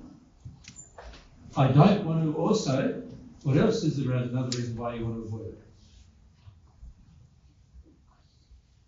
If you felt the pain and you didn't want to continue the pain, what would you have to do? Change. Yeah. Yeah. You'd have to change your life. Yeah. You'd have to take action in harmony with love, which you're avoiding, of love of self actually. Yeah. You'd have to take an action in harmony with love, which you're avoiding doing. You follow? Yeah. By having this stuff go on in the spirit, not in your sleep time, you get to avoid the truth about your life.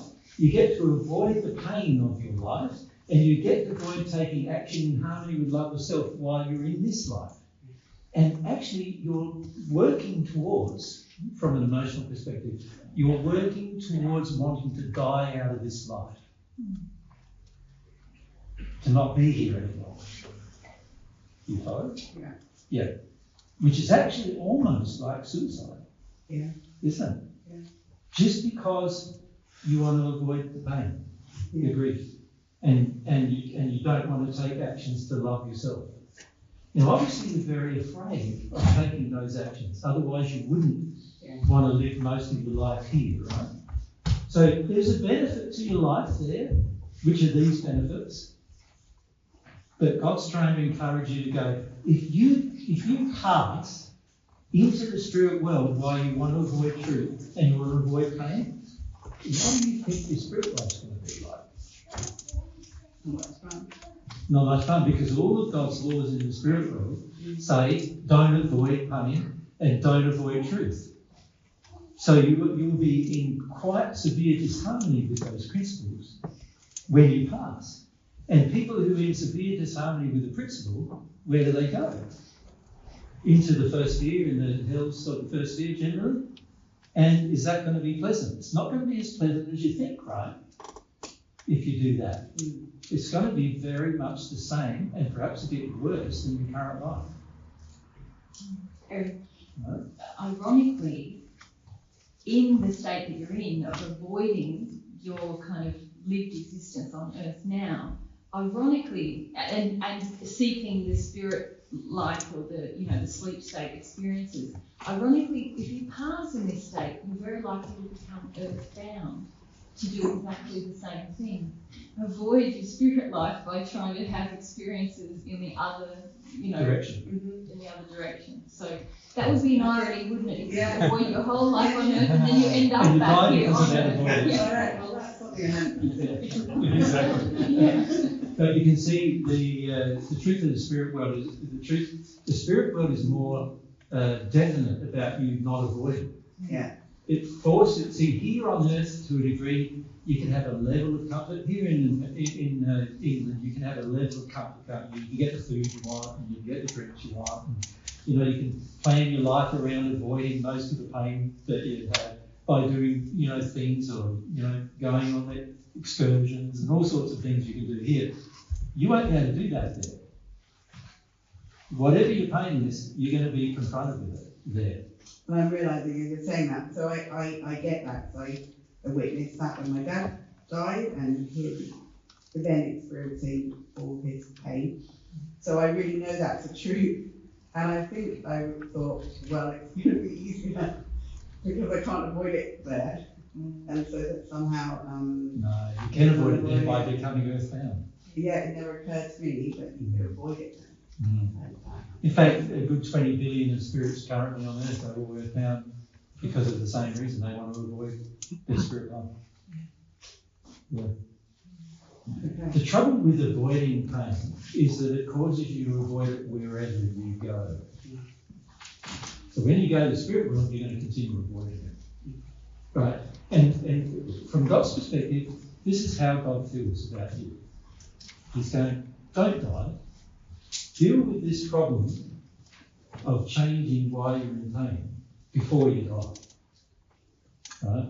Because if you don't deal with it here, it's going to be harder for you to deal with it there. Not only that, you're going to experience the pain of the different environment on top of it being hard. You follow? Yeah. An environment that you can't escape. You can't go to the beach when you want to. You can't go, to the movies when you want to. You can't watch telly to zone out when you want to. You can't go and have a coffee or tea, or you can't do those things because you're going to be really focused on the pain and trying to avoid it. That's all you'll be focused on doing. In fact, if you're not careful, when you pass, it will become a frenzy to avoid the pain. It becomes a frenzy for many, and that's why they become earthbound for many years. It's sort of like at the moment your sleeping hours are like a drug in a way, aren't they? Yeah. They're a drug trying to help you. You're trying to They're an acceptable drug. medicate yourself with this sort of stuff to avoid what's happening in your awake state. But the thing about pain is that the more you avoid it, it just increases. And also you increases your develop, fear of it too, Mike. yes, you develop these habits and beliefs that you continually telling yourself, I can't deal with my pain, it's too much to deal with, there'll never be a good outcome if I deal with pain. Yeah. But as soon as you start dealing with your pain, even if it's not all gone, your life starts to get better. Your life on earth starts to get better.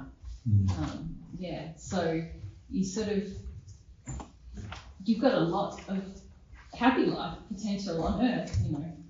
And also your spirit life will be much happier if you deal with it now. Way more. Way happier.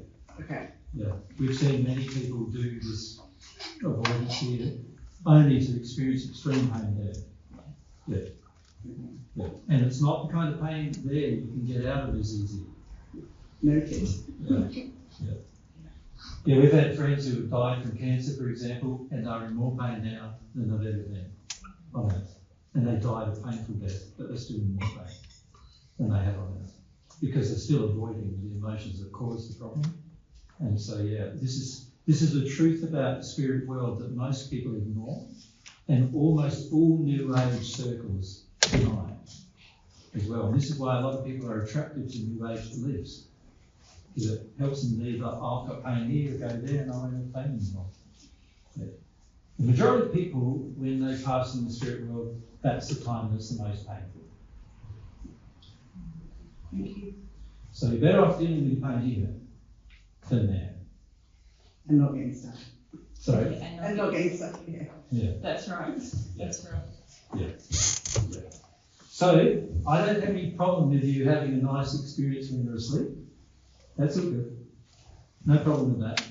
But the purpose of it is not in harmony with God's principles. Yeah. Thank you. That's really helpful. What you might find is the more you decide to deal with your life on earth, the less exciting your sleep state will be. Yeah. Less, but your life on earth will get better.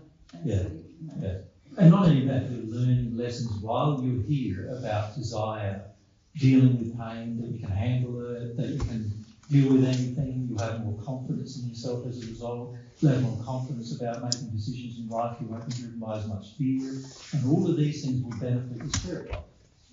So this is why God wants you to learn it here rather than there. And you're obviously very mediumistic. Yeah, like that's obviously. part of being quite mediumistic is having this ability. And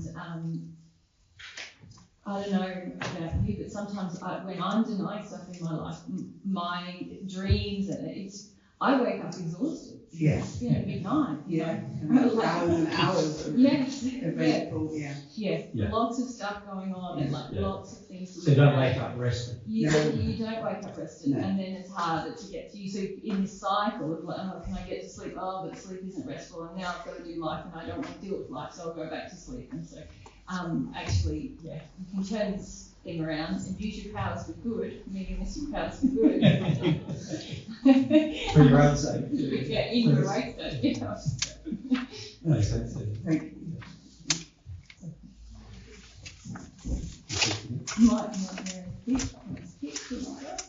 Let's go back to Sarah, Hannah, yes, you, yeah. Laura, you ended in that. Hello. Okay.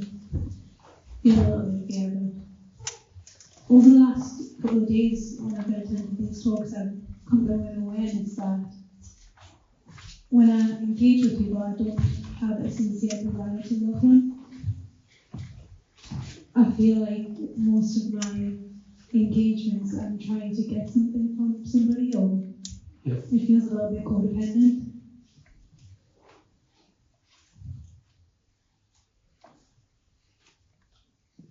And so last night I was trying to feel what principles might be engaging in that, and I feel like it could be something to do with not feeling like I've got anything to give.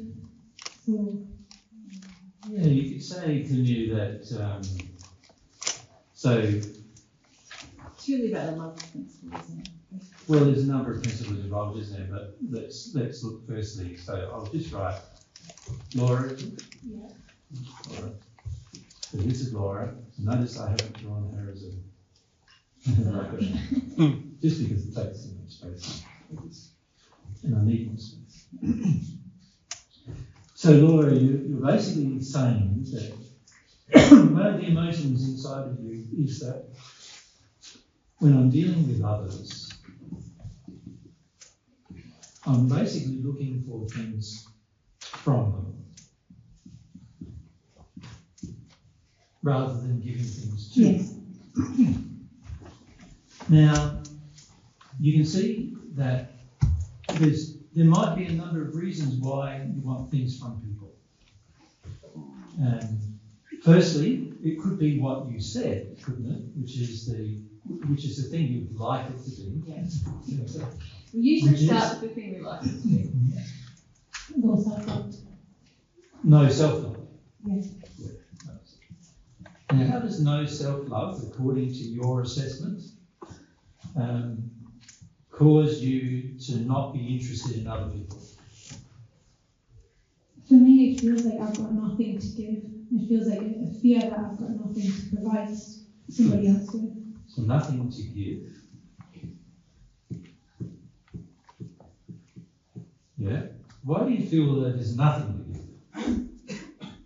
Keep going. What was demanded of you in your childhood?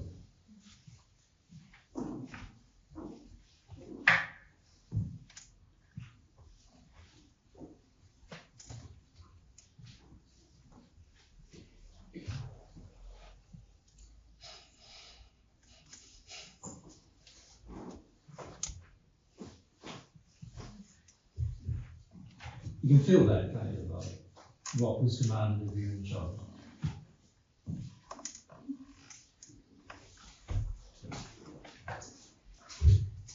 You want me to speak for you? Because I can feel what it feels. So. But it's sometimes good for a person to say things, huh? It's all right, so yeah. Can you feel the pain of that? It's like there was a lot demanded from you in childhood, right? So the reason why you feel there's nothing to give is not because you have low self-worth.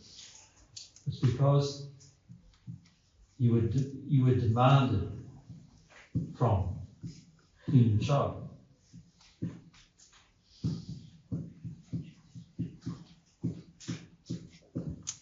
Right? In other words, parents sucking the life out of you. Environment sucking the life out of you. Got to give. Too exhausted, can't bear anymore. And it feels to me too, you sort of had a feeling of like, if I could just read or I just have a bit of private time to myself, or I could just, just have a moment of peace. So seeking escapes, to get a moment of peace in your childhood. So you're saying it's no self-love, but I'm saying it's because of the demands from childhood, you feel you have nothing to give. And that's not related to self-love, actually. That's related to the fact you're now angry about that. So you get angry about the demand, right? The demand from a childhood gets you to feel like, I don't want to give anymore. I am sick of giving to people.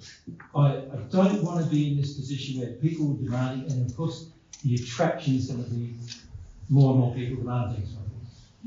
Any person, and so you end up sort of almost being a recluse. Yeah. Like you shut yourself down and try to stay away from people and try to be alone a lot, and just to get some peace, just to get some feeling of control over the fact that there was all this demand from you. And you also tend in this state to not want more friendships. I don't want more relations. I don't want more because every time I get another friendship or something, I feel like, I've got to give, and I don't want to give anymore. And unfortunately, because of the way the law of attraction works, which is fortunate in a way, every person you interact with is going to demand more from you. Okay. So, because it's there to trigger the feeling you have, so you feel the grief, right? So that's the attraction that's going to be there. But you're in an angry state. Now, in an angry state, it's like, I am sick of this. I do not want to do this anymore. So in an angry state, what is the person going to choose to do? It's like, I don't want to be interested in you. I don't want to listen to you. I don't want to have to hear your life, and I don't want to have to hear what problems you face, and I don't want to have to I just want to be left alone. Leave me left alone. Or if we're interacting, you give me something. Yeah. Yeah. Yeah. Does that make sense? Yep. Now, if we look at the principles now, in terms of how to solve the problem, can you see it starts with a lack of humility about this? You're not letting yourself grieve that this was your childhood. You can see, even me just saying it to you caused grief to come up, right? And yet, so the grief is right there. It's right there. It's like you're so close to it. And yet, the anger is sort of keeping your grief under control because you don't want to feel this from your childhood. Now, if you go through this, which is really a point of humility, you have to face you have to be humble enough to go through that. And then in the face of that, you're going to also have to face the truth that that is true. That is what happened to you. You follow? Nobody in your life is telling you that. But everybody in your life saying, give me more, give me more, give me more. Nobody's going, you've been demanded of a lot, haven't you? Right? Nobody is, I'm probably the first person who said it to you, right? Yeah? And so you have to face the truth. And this is where it's handy with God, you see. If you have a conscience over God, you say, Laura, your childhood was bad. And see, unfortunately on earth, a lot of people will go, well, it wasn't that bad. You know, like, there was no major thing that went on, and there was no major abuse, or there wasn't any major thing. But the trouble is, when a child has been sucked from and drawn from emotionally all of their childhood, there is some pretty severe damage that causes the child. And in particular, there's this feeling of exhaustion that develops in the child without the ability to grieve it, right? Because the persons around you don't want you to grieve it. If you grieved it, you'd want to stop doing it, and they don't want you to stop doing it, so they want you to not grieve it either. And so the demand in your childhood gets to an adult. When you've got an adult and you can become an adult and you can make some choices, you can go, you get it, now I'm an adult. I can divorce everybody from my life as much as possible now. I've got some level of control. As long as I have a job, of course that's sucking from me too, but as long as I have a job and do the least amount I can do to have a private, personal, like reclusive life, right, then I can control this feeling. I can control this feeling somehow. So basically, it's anger controlling you from ever getting into humility and facing the truth that this is the truth of your childhood. Now, if that grief of being demanded from all your childhood is let go, right, then you'll no longer be angry. Now, what does that mean? That to you, that means if somebody comes along and starts sucking from me, just like they did in my childhood, I'll go back and do the same thing again. That's what it means to you. In other words, you don't see any point letting go of your anger. You feel your anger with the whole thing is protective. You feel you're protecting yourself from ever having this happen to you again. Follow? I think so. Yep. So your anger, not only you think it's helping you now, but you also think it's helping you for your future. And this is why there's no interest in other people, why you feel that you don't really care. So it's very good that you had that awareness over the last few days. Very good, because it's helping you see, I am being unloving to other people. So this is very good to see. And by keeping them all away from me as much as I possibly can, you know. And this then causes you to ask the question, why do I do that? You know, and you started focusing, interestingly, on no love of self, which is really a diversion from the reality of your childhood. Because, and this is something that we see a lot of people do. Something happened in their childhood that's bad. It feels very sad. It feels a lot of sorrow inside of a person because of that thing. So what they would rather do than feel the sorrow is create another reason why they're sad. And in this case, you're saying you lack love of self. Right? Now, it's not the lack of love of self that is the problem that caused this problem. It's the lack of love of you from others that caused this problem. It was completely the opposite thing that caused this problem. Now, of course, in the way you're dealing with it, there is a lack of love of self. Because obviously, if you keep staying angry, this feeling will stay inside of you. You'll become more and more of a recluse driven by the anger. And in the end, you'll end up being a lonely old woman who dies and nobody remembers her. Does that make sense? Which won't be good for you, because you'll enter the spirit world as a lonely old woman who also wants to be a recluse. Right? And then you stay reclusive there. And we've seen people stay reclusive for hundreds of years in the spirit world until they've recognised they have some pain to deal with from their childhood. Yeah, with this grief that you're holding on to, Laura, it really shuts your heart down from love, which is why it shuts you down from receiving love, because your association in childhood with being loved, being quote unquote love, is really being demanded on, and so you sort of shut off from people loving you. But then, as you can feel, you also shut off from loving others as well. Yeah. So your definition of love from your childhood is: if I love someone, they will take from me. And I must give. I must give.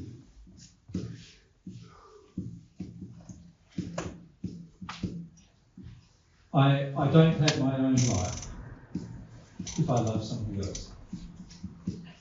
I don't have me if I love somebody else. I don't experience me. These are all things that are now, because of your experience, now what you believe love is. Yeah? And unless that grief is felt, you will retain these beliefs and take them to your grave. How do I go about challenging that?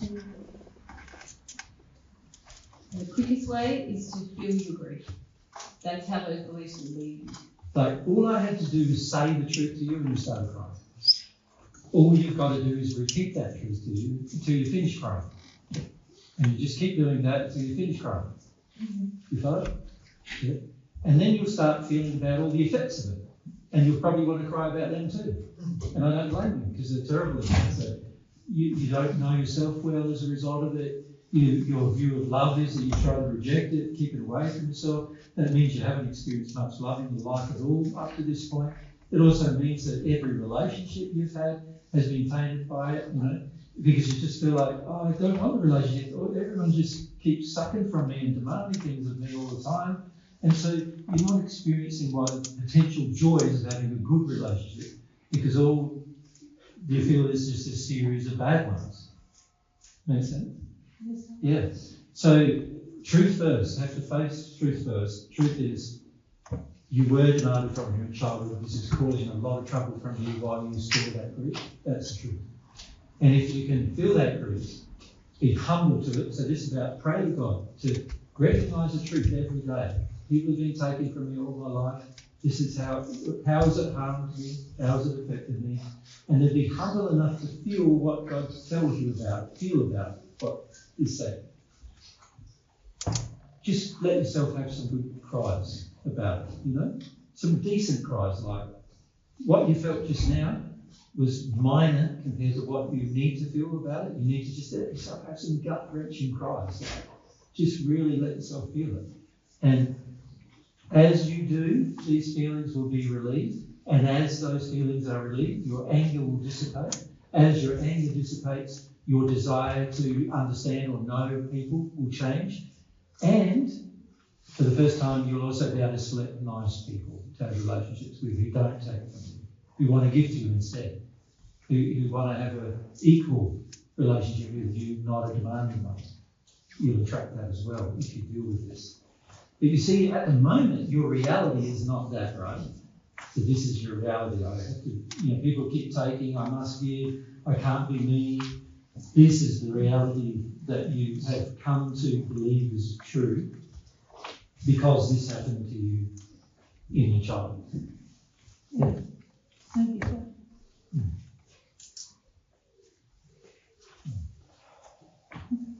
Do you want to ask anything else? Yeah.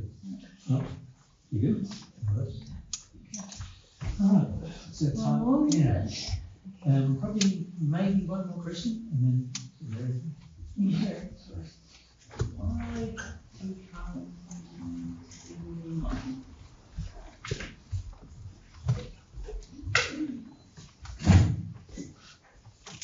So I've got your question notes that my question was about, well, the question itself is, if we're so corrupted by selfishness, how do we transition to obeying law without selfish desire being the motivation? And I had a few thoughts about it, and I ran them through a couple of the principles, just briefly looking last night. So a couple of the thoughts I had were, and you talked about this yesterday, but I still feel stubborn about this. So I feel like you gave a lot of information about it, but I still was like, I'm not sure about this. So you talked about spiritual beliefs that we have. So within the principles of spiritual beliefs, or the spiritual principles encompassing selfishness, like hierarchical principles. Yeah. So some of these are incorrect. Wanting superiority, for example, and not quality. The idea that Let's go back to the original problem, can we, before you read the rest of it? Sure. It's very good analysis, but I want to just step by step through it. Yeah, of course. Just for the sake of our let's keep it up. Sometimes I want to go Because we're already yeah. a long way ahead. Well, you had a good think about it, so then So you've had a good think about it, which is great, and we want to just share a bit with you about it. Cool. So you're raising the issue of if I am selfish, and as you correctly say, if I am selfish, so I should have first put your name on it, maybe geography before it, which is monkey, spelled K-E-Y. Right, so if I am selfish, then you can see my motivation to do most things is going to be selfish.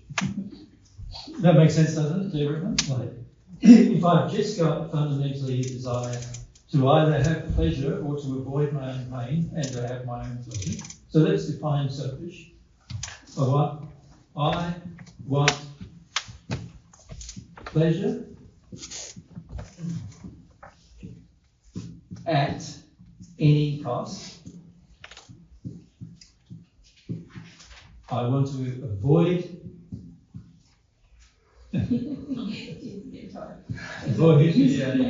pain at any cost. So that, for most people, that's the definition of pleasure.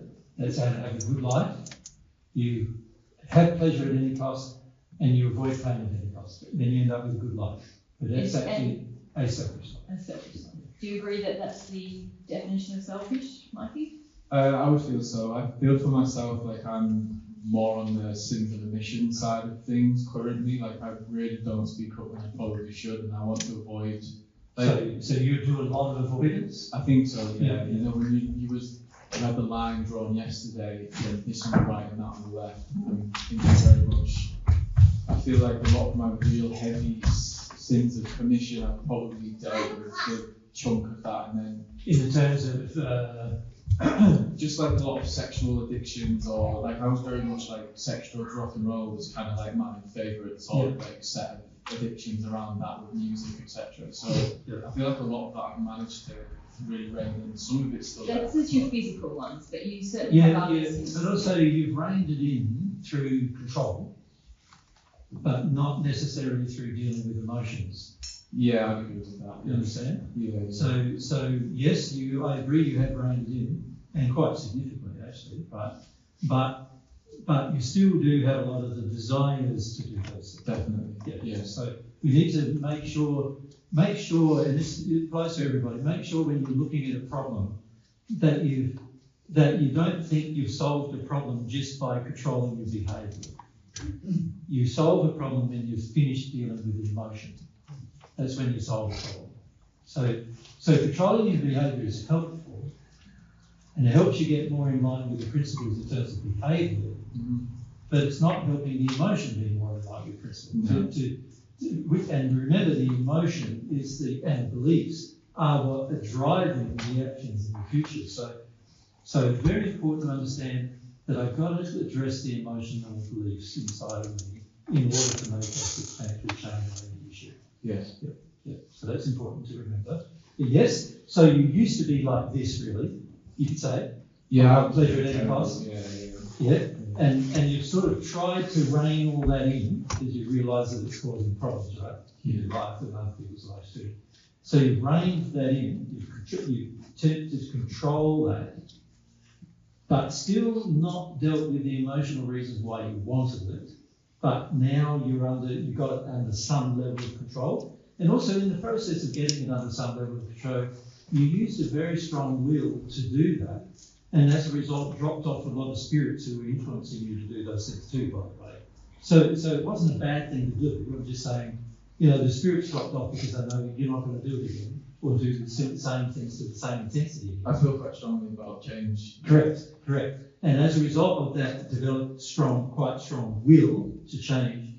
The spirits are sort of going, well, it's pointless hanging around Michael and Mel to get all those things from him. And we're back off as well, and that's actually alleviated a lot of the spirit pressure on you to do those things, which is great, right? But the emotion's still not addressed. Yeah, so that's something we've got to go back to. Mm-hmm. Okay, yes, you're right. Here you're now in the process of avoiding pain at any cost. Still. Yeah, go on. So that is a sin of omission. That's a sin of omission, isn't it? Yeah. So I was then looking at the desire principles, and you were talking to Tim yesterday about the idea of how we reject God's opinion if it basically doesn't agree with our own. Yeah. And this idea of desiring ignorance. So that was another thing that I was sort of running this through as a principle question. Yeah. And then I was thinking about transformation principles. Yeah. And the idea that, is it possible I'm selfish because I also don't easily receive love from God, and my heart is closed to more love? Would it be possible that through not feeling what love feels like, I'm then not able to understand how to give love in a selfless way? Yeah, not only possible, very probable, right? If you think about it, because obviously if you've never experienced love, you're going to end up with an addiction to experience other things in place of love. And this is where most people enter their addictions. It's sort of like, I want my addiction because the real thing's not working. I've never had the real thing. And so you then start going, I've never had the real thing. So what I really need is a substitute for the real thing. Which is instinctual, right? Because I was then thinking if it was instinctual, there wouldn't be laws governing sin about it. Sorry, I meant instinctual as in our conditioning. It's not from self-awareness. It's like an instinct of I want to avoid pain. This is what I've been taught to do. Yeah, I wouldn't call it instinctual. Okay. In fact, by calling it instinctual, you're saying really that God put in you an instinct to do this, and that's not true. I didn't mean like from God's. I see what you're saying. I agree with that. I know what you mean. And what we're picking up on in you is that there's this emotion in you about avoiding personal responsibility for the things that you are choosing to do in addiction. Okay. Yeah. Yeah. And that's not instinctual. No. God never placed your what's it called? Predilection. Predilection. Which means desire. Yeah, the tendency towards. God never put the tendency towards that in you. Okay, I misunderstood something because I was looking at one of the, I forget what you call them, the outlines. Yes. And it was looking at the human will principles, and one of the bullet points was have desires from self-awareness rather than instinct. Yes. Yes. And but they're not the instincts. All of the instincts God placed in you were always like. And so you're saying, instinct means I have this instinct to avoid pain. No. I was thinking of it as like my addiction or instinct to just be in that. Correct. Right. When we say by instinct, what we mean is there's an instinct on earth, for example. An example of that is instinct causes you to go through puberty. Oh, right, okay. Right, so it's a natural process that causes you to go through puberty that God has designed. and it's an instinctual design of the soul to trigger the bodies into puberty through that process of puberty and in the process of becoming an adult. And the reason why that's instinctual is because it gets you to realise you have a mate and then start to look for your soulmate and everything. I'd like to see how I've misunderstood this now. Yeah, that's right. So you've got to be careful sometimes that there's an often misunderstanding of words because we have the desire to think of it a different way rather than... Right, which is kind of the bit I said a second ago where I'm like, my desires are to ignore what God thinks and to think about what I'm thinking about. Correct, yeah. All right, so should we just go to the question, which is, if I'm very selfish, but I hear that I need to live in harmony with God's laws to be happy. Yeah, so now my conscience starts bothering me. But I'm pretty selfish, and I'd really like to get all of these, selfish desires met. And this is how it starts to feel after I don't really want to hear all this truth, but I'm hearing it now, and I can't unhear it now.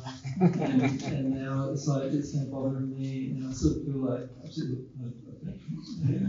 it's starting to bother me. I don't have that, so. And I won't have soon if I keep doing that. And it's sort of like it bothers me, my conscience now, because I've heard that truth.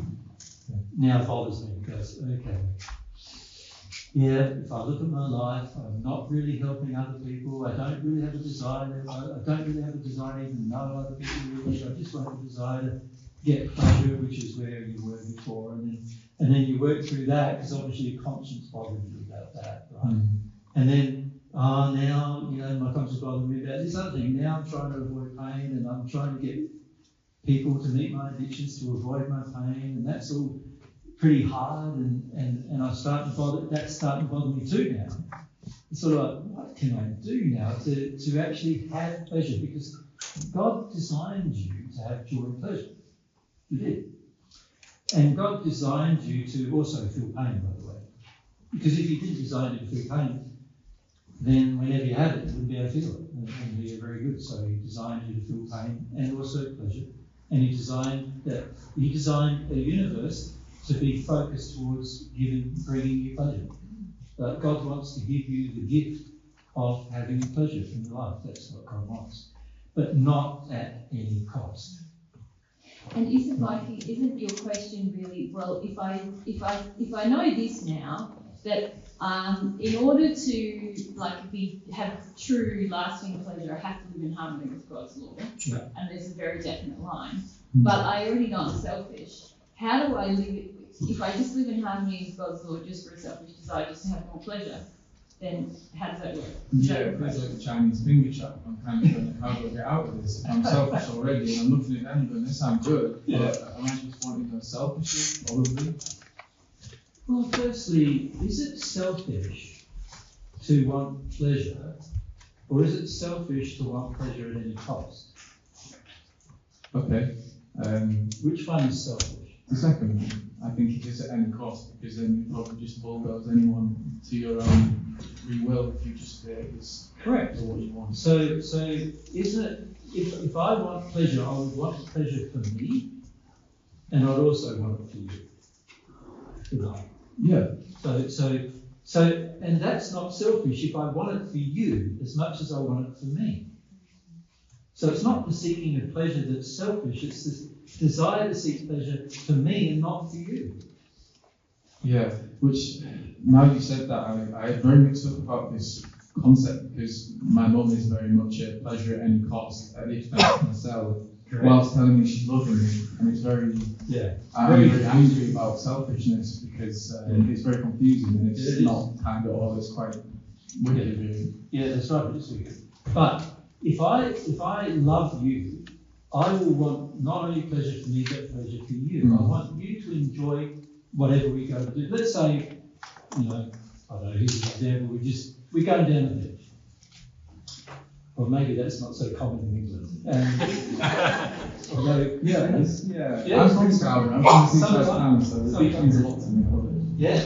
I go to the beach with you. Yeah, down in Bournemouth where we were staying, we walk along the beach every night and there's like hundreds of little tiny huts where everybody's out there until we're walking past at 9:30 at night and they're still out there having their barbecues and everything, obviously enjoying the beach, right? So let's say you want the pleasure of going down the beach and enjoying some recreational time. If you don't enjoy it and I'm with you, I won't force you to come with me. Because that would be, I want your pleasure as much as I want my own. So I'm happy to do it by myself without your participation. But if you do participate, I would love you to enjoy it as much as I do. So I would try to, do you like boogie boarding and there's a bit of waves, then let's go boogie boarding. Right. I'll think, and even if I like surfing on a board and you like boogie boarding, I'll do boogie boarding with you because I'm enjoying boogie boarding just as much. Okay, so you're still enjoying it in that situation. It's not that you're sacrificing what you want to do. Correct. And so if I really hated boogie boarding, I wouldn't do it. But if I enjoy it and you love it, and I'm interested in your pleasure as much as mine, then I'll probably do it with you. Right? I wouldn't worry that I can go surfboarding another time when I'm not with you. Yeah, see, I've not experienced much of that in my life, so that's kind of an alien concept to me. That's right. So what I'm suggesting is the desire for pleasure, God desired to create a universe to give you pleasure.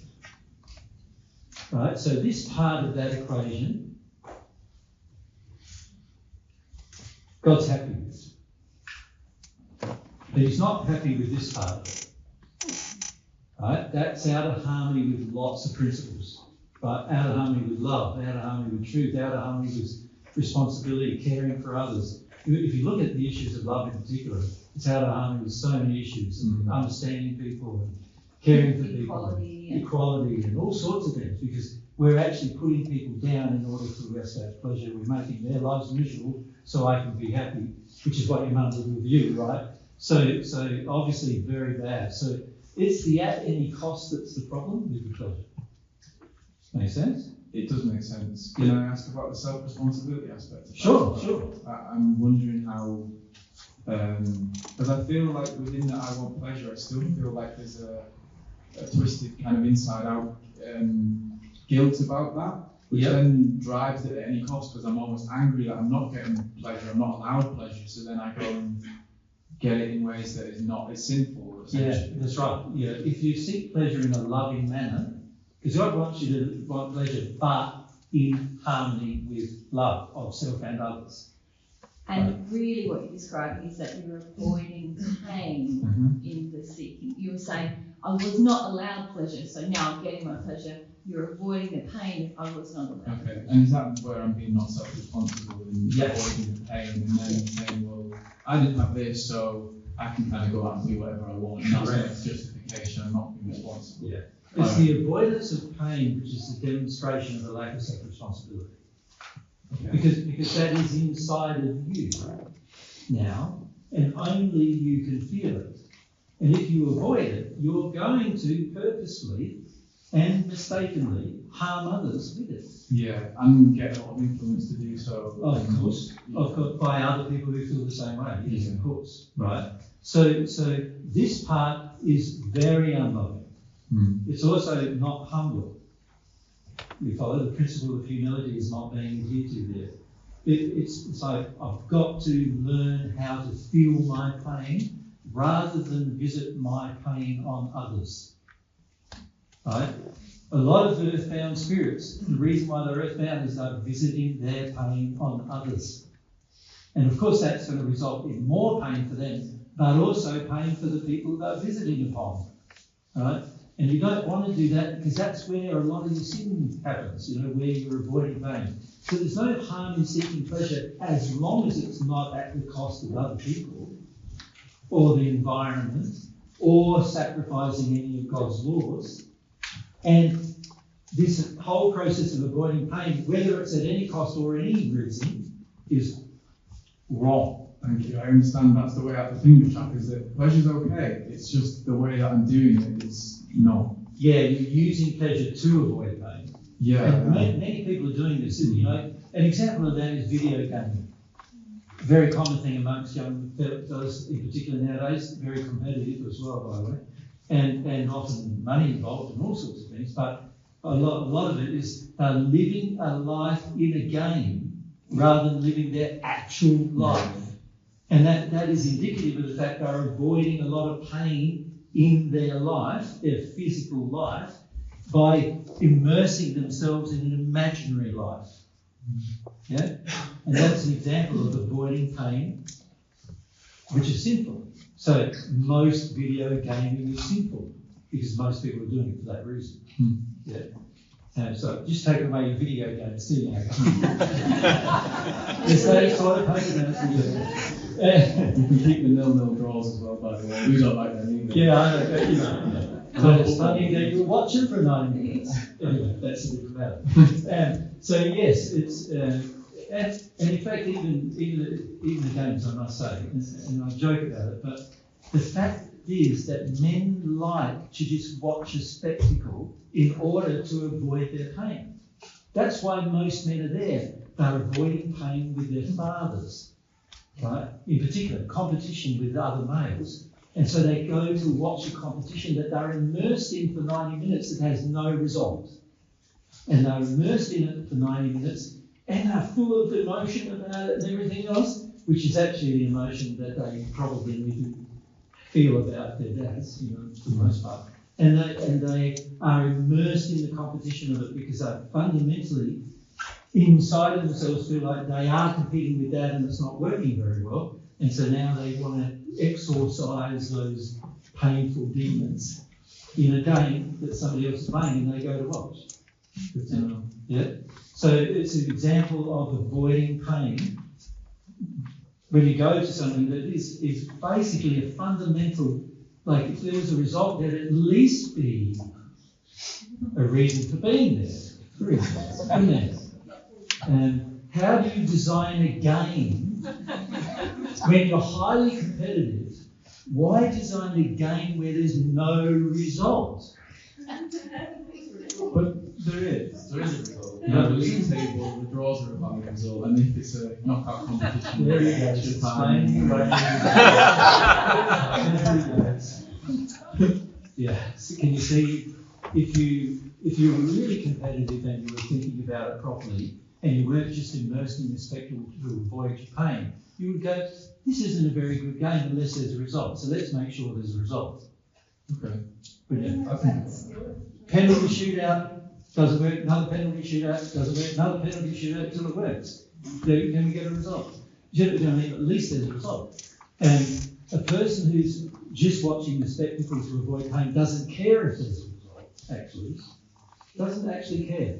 Because inside of themselves, they're just there for the spectacle. They're there to avoid their pain.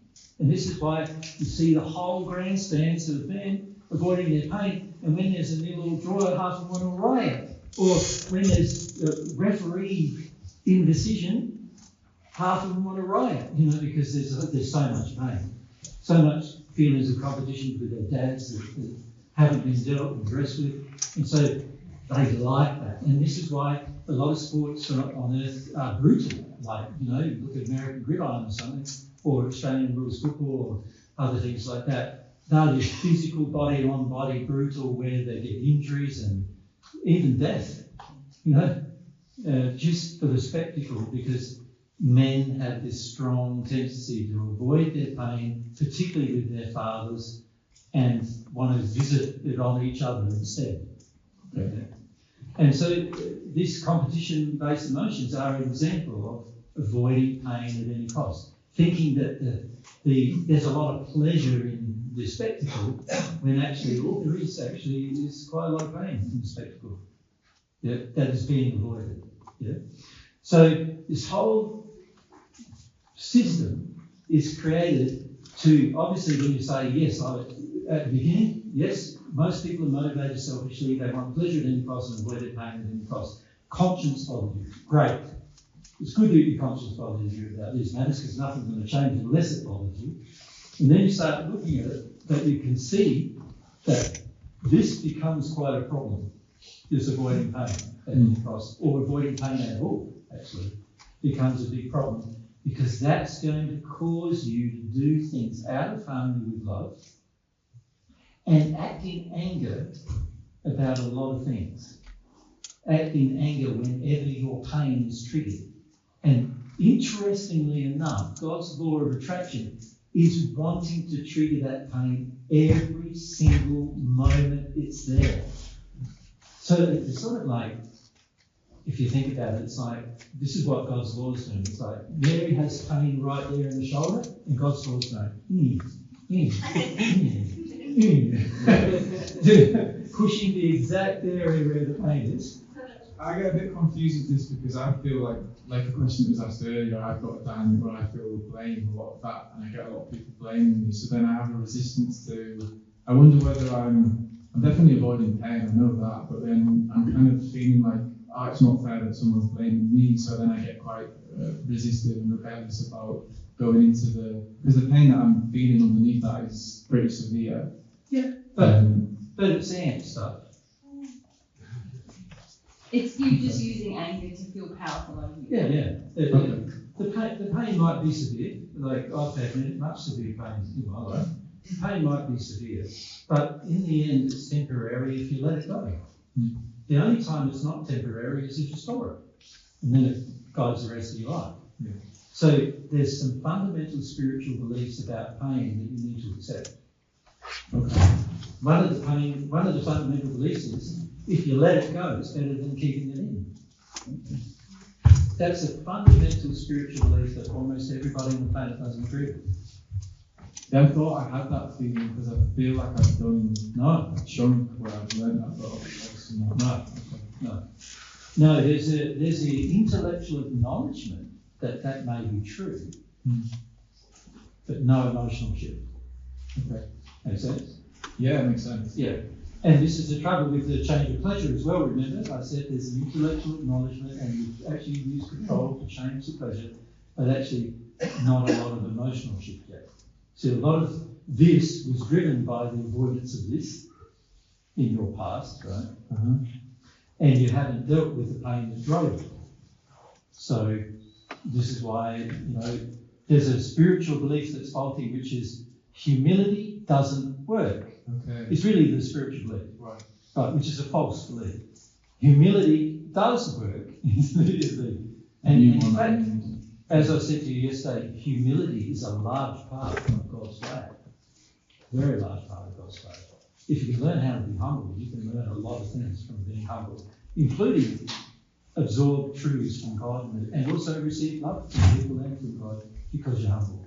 But humility is a spiritual belief that needs to be in my heart and not just in my head, not just in my thoughts. It has to turn into a feeling that I love humility because it works and it's good for me and it's good for everyone. Right, I don't feel that yet. Yeah. I feel like I love truth, but not humility. Correct. I agree with the statement that you love truth, but you don't love truth about humility. Right. And remember I said at the beginning you have to have faith in God's truth about humility. Yeah. And you don't have that. So I agree you love some truth, but not the truth about humility. No, because I can get quite self-righteous and angry about truth at times, and I can weaponize it and just quite whatever. And I see that is really unloving and can really be off-putting for people with truth, and I'm very violent. Yeah, and this is one way a lot of people damage divine truth. Right, yeah. By hearing the God's truth and then weaponising it. It sounds like a religion then, and it's not. Yeah, that's right. And it's because of a lack of humility. You see, unless you make that fundamental change, and remember, so the change was have faith in God's truth about humility. And God's truth about humility is it's good for you. Right. It's great for you. It's great for everybody. It's a great way to solve the world's problems, actually.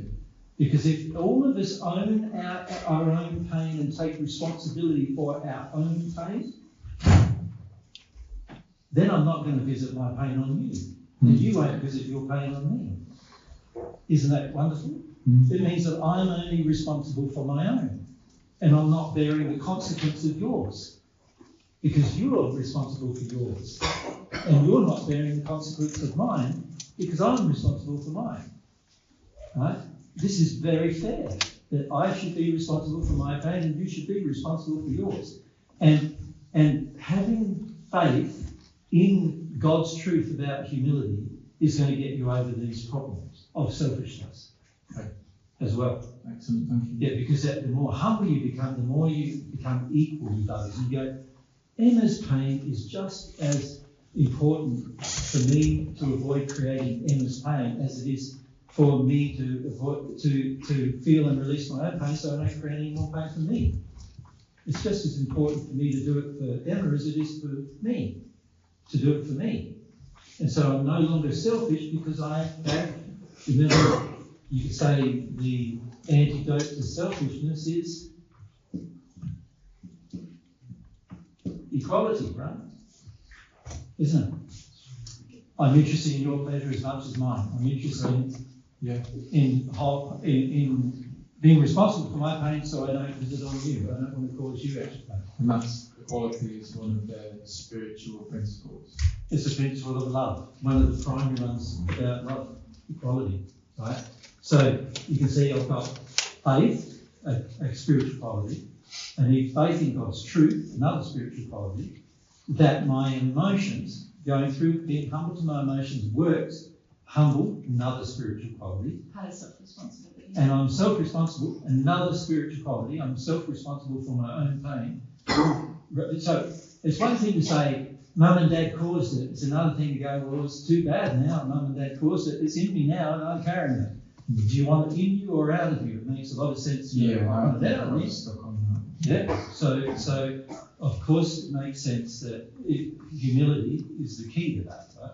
So spiritual quality, humility. And then I've got self-responsibility, as Mary pointed out, spiritual quality, great spiritual quality to develop. So you can see how many spiritual qualities are involved in the problem. And you think about the rest of our day today so far, and pretty much everything we've discussed, a spiritual quality was involved in the problem. Lack of self-love, lack of truth, lack of humility, lack of faith, all spiritual qualities involved in the problem. And this is why I've said from yesterday, remember, I want to focus you on the spiritual qualities, the spiritual principles, because once you start grasping them, they will give you great motivation to change. Once you get them in your heart, it'll be great motivation to change. Make sense? Yes. So all of your self-reflection, great. Right? Conscience bothering you, great. This is a good thing.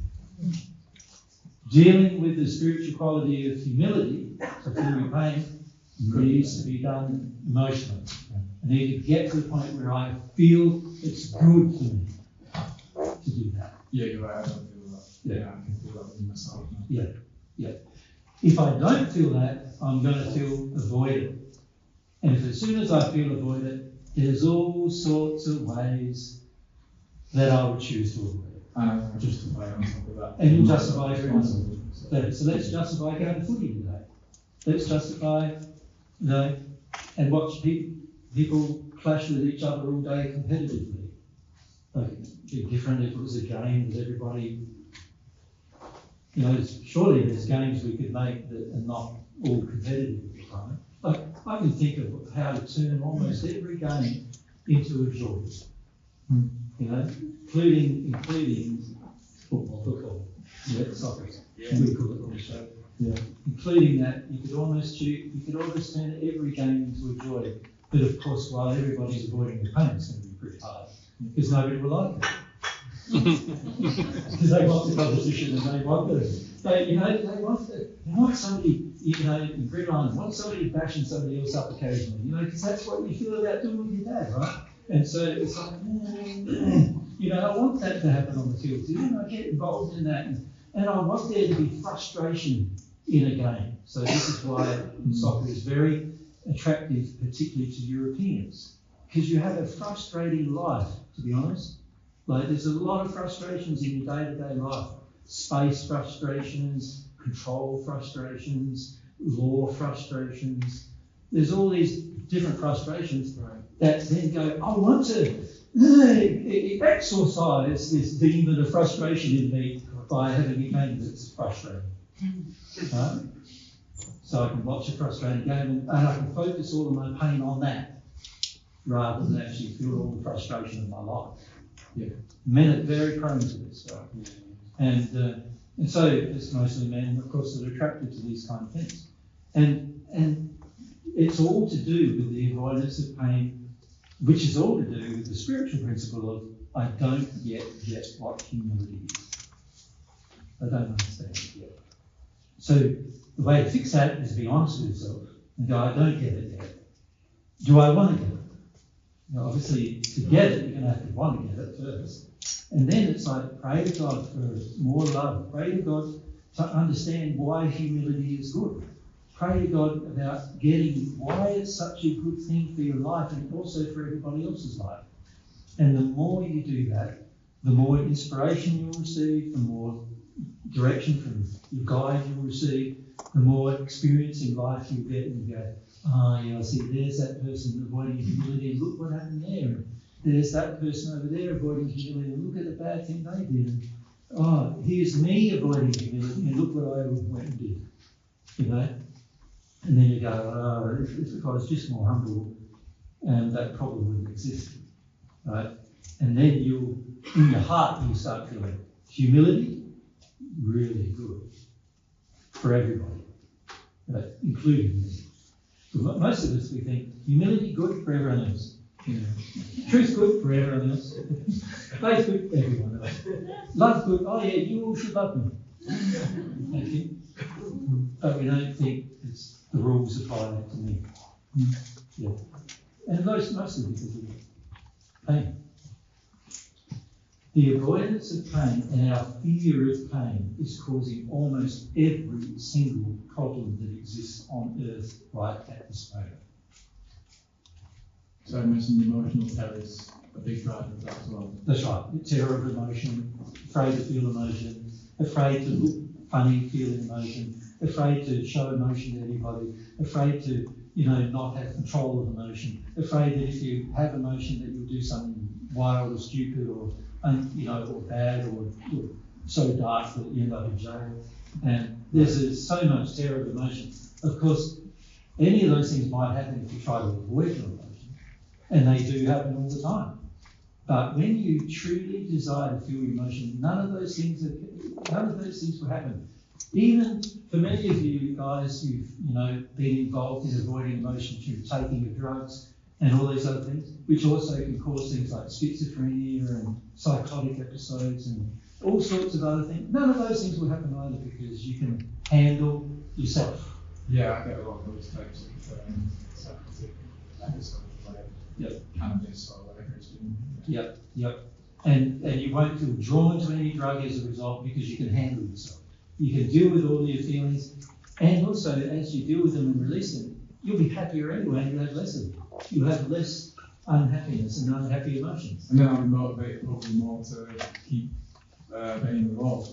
That's right, and you'll also be motivated to seek pleasure, but not at any cost, and you'll seek pleasure for everybody. You won't just want to create your own pleasure, you want to create pleasure for other people. So, you'll start taking actions in your life, doing work in your life that actually benefits other people, not just you. Yeah. You'll do all of that as well. It'll be a natural consequence if you do this. And that's the beauty of God's truth, is that God wants us to enjoy our life, but not at the sacrifice of others, and not at the sacrifice of the environment, which is going on terribly at the moment in all society, not at the sacrifice of dealing with your feelings, not at the sacrifice of other people's feelings.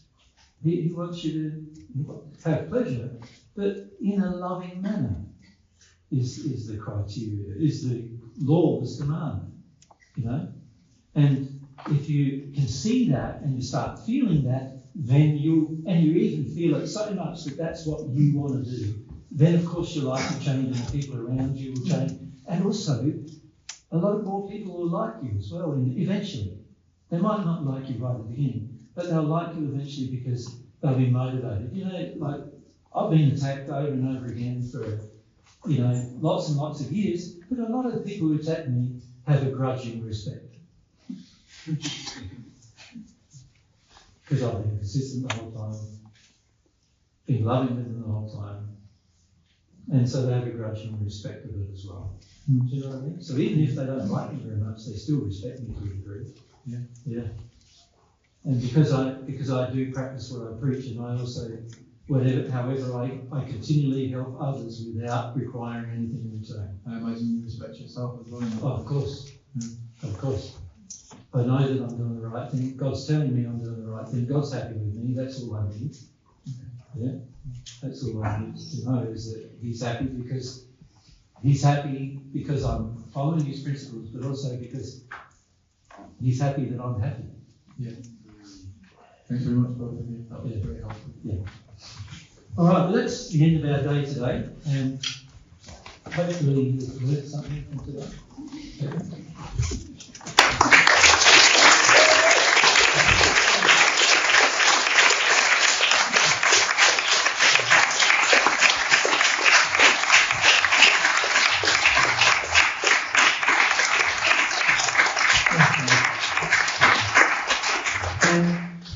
Tomorrow. Yeah. Should we talk about tomorrow a little bit before we go?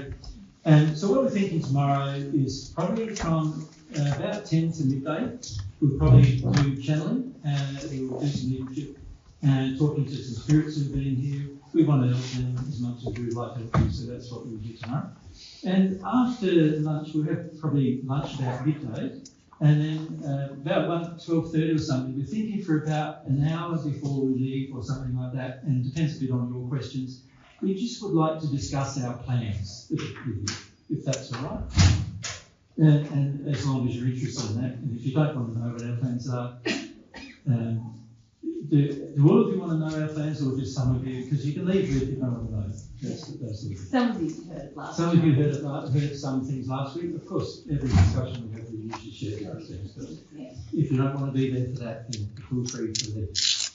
Just to mention one thing we haven't mentioned, and we keep forgetting to mention everywhere we go. If you want to donate to our effort, they're on our website. It's just donate.divinetruth.com. And I know some of you have already donated. Some of you have already done that, so thank you very much for that. Our expenses here are basically our accommodation and our food and travel here, obviously, and also this hall, which was, I think, about £700 or something like that for the 3 days. Yeah, something like that.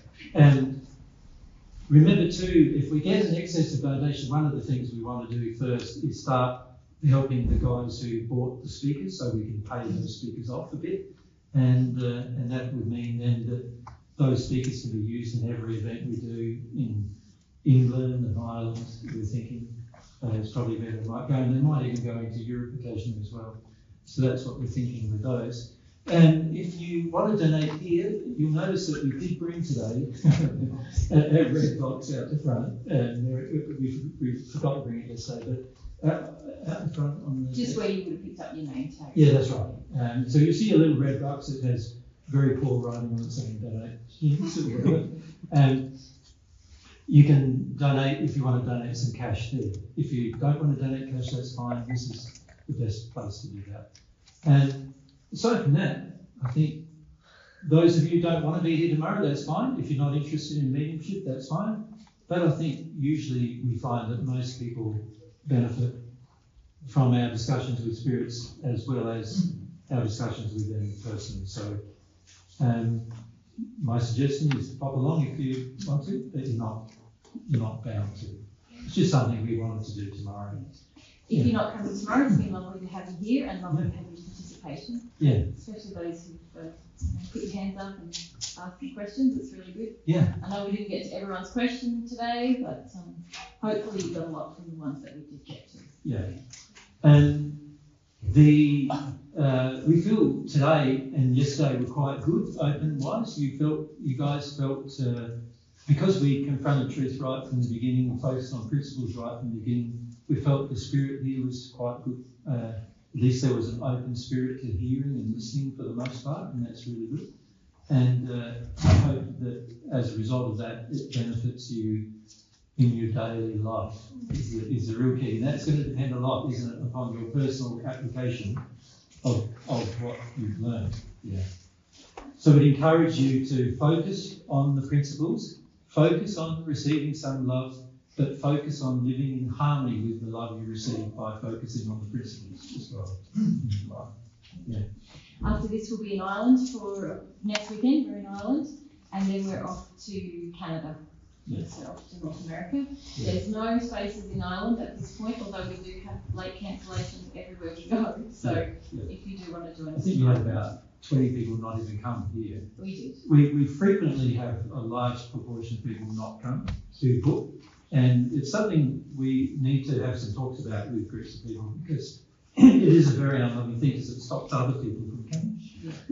So here it wasn't so bad because we did have extra room. Yeah, it was a bigger venue, but in Ireland, for example, we're limited to 50, and when there's 50 people booked but only 30 come, that's quite a disadvantage because there's waiting lists on every full event. So yeah. So we know you guys are not the people who didn't come, because we're looking at it. But just for the purpose of the recording and so on, it is a large issue of love when you take a spot at a free event just because it's free and you can book in, and then don't show up because it prevents other people from being able to sit in your seat. Yeah. Remember, the events are not free for us. No. We pay for your seat, we pay for hiring the hall and all those other things. And also other people, when you rock up, when you made a booking and you don't come, you're actually treating the donations of others with a lot of disrespect. Can you see that? It's like they've paid for the venue and everything, and by not coming, not respecting the fact, and not, cancelling way before the event and preventing others from coming, you're also being unloving for the people who donate towards the event as well. So there's a lot of areas of love that we need to talk about with regard to that. And one day, maybe over the course of these events, we might raise that issue in a more detailed fashion. Remember we raised it a bit last week? Yeah, for those of you that are there. And illustrated sort of through that one of the physical ways in which we can be so unloving at times. No, we look forward to seeing you tomorrow. We're looking forward to it.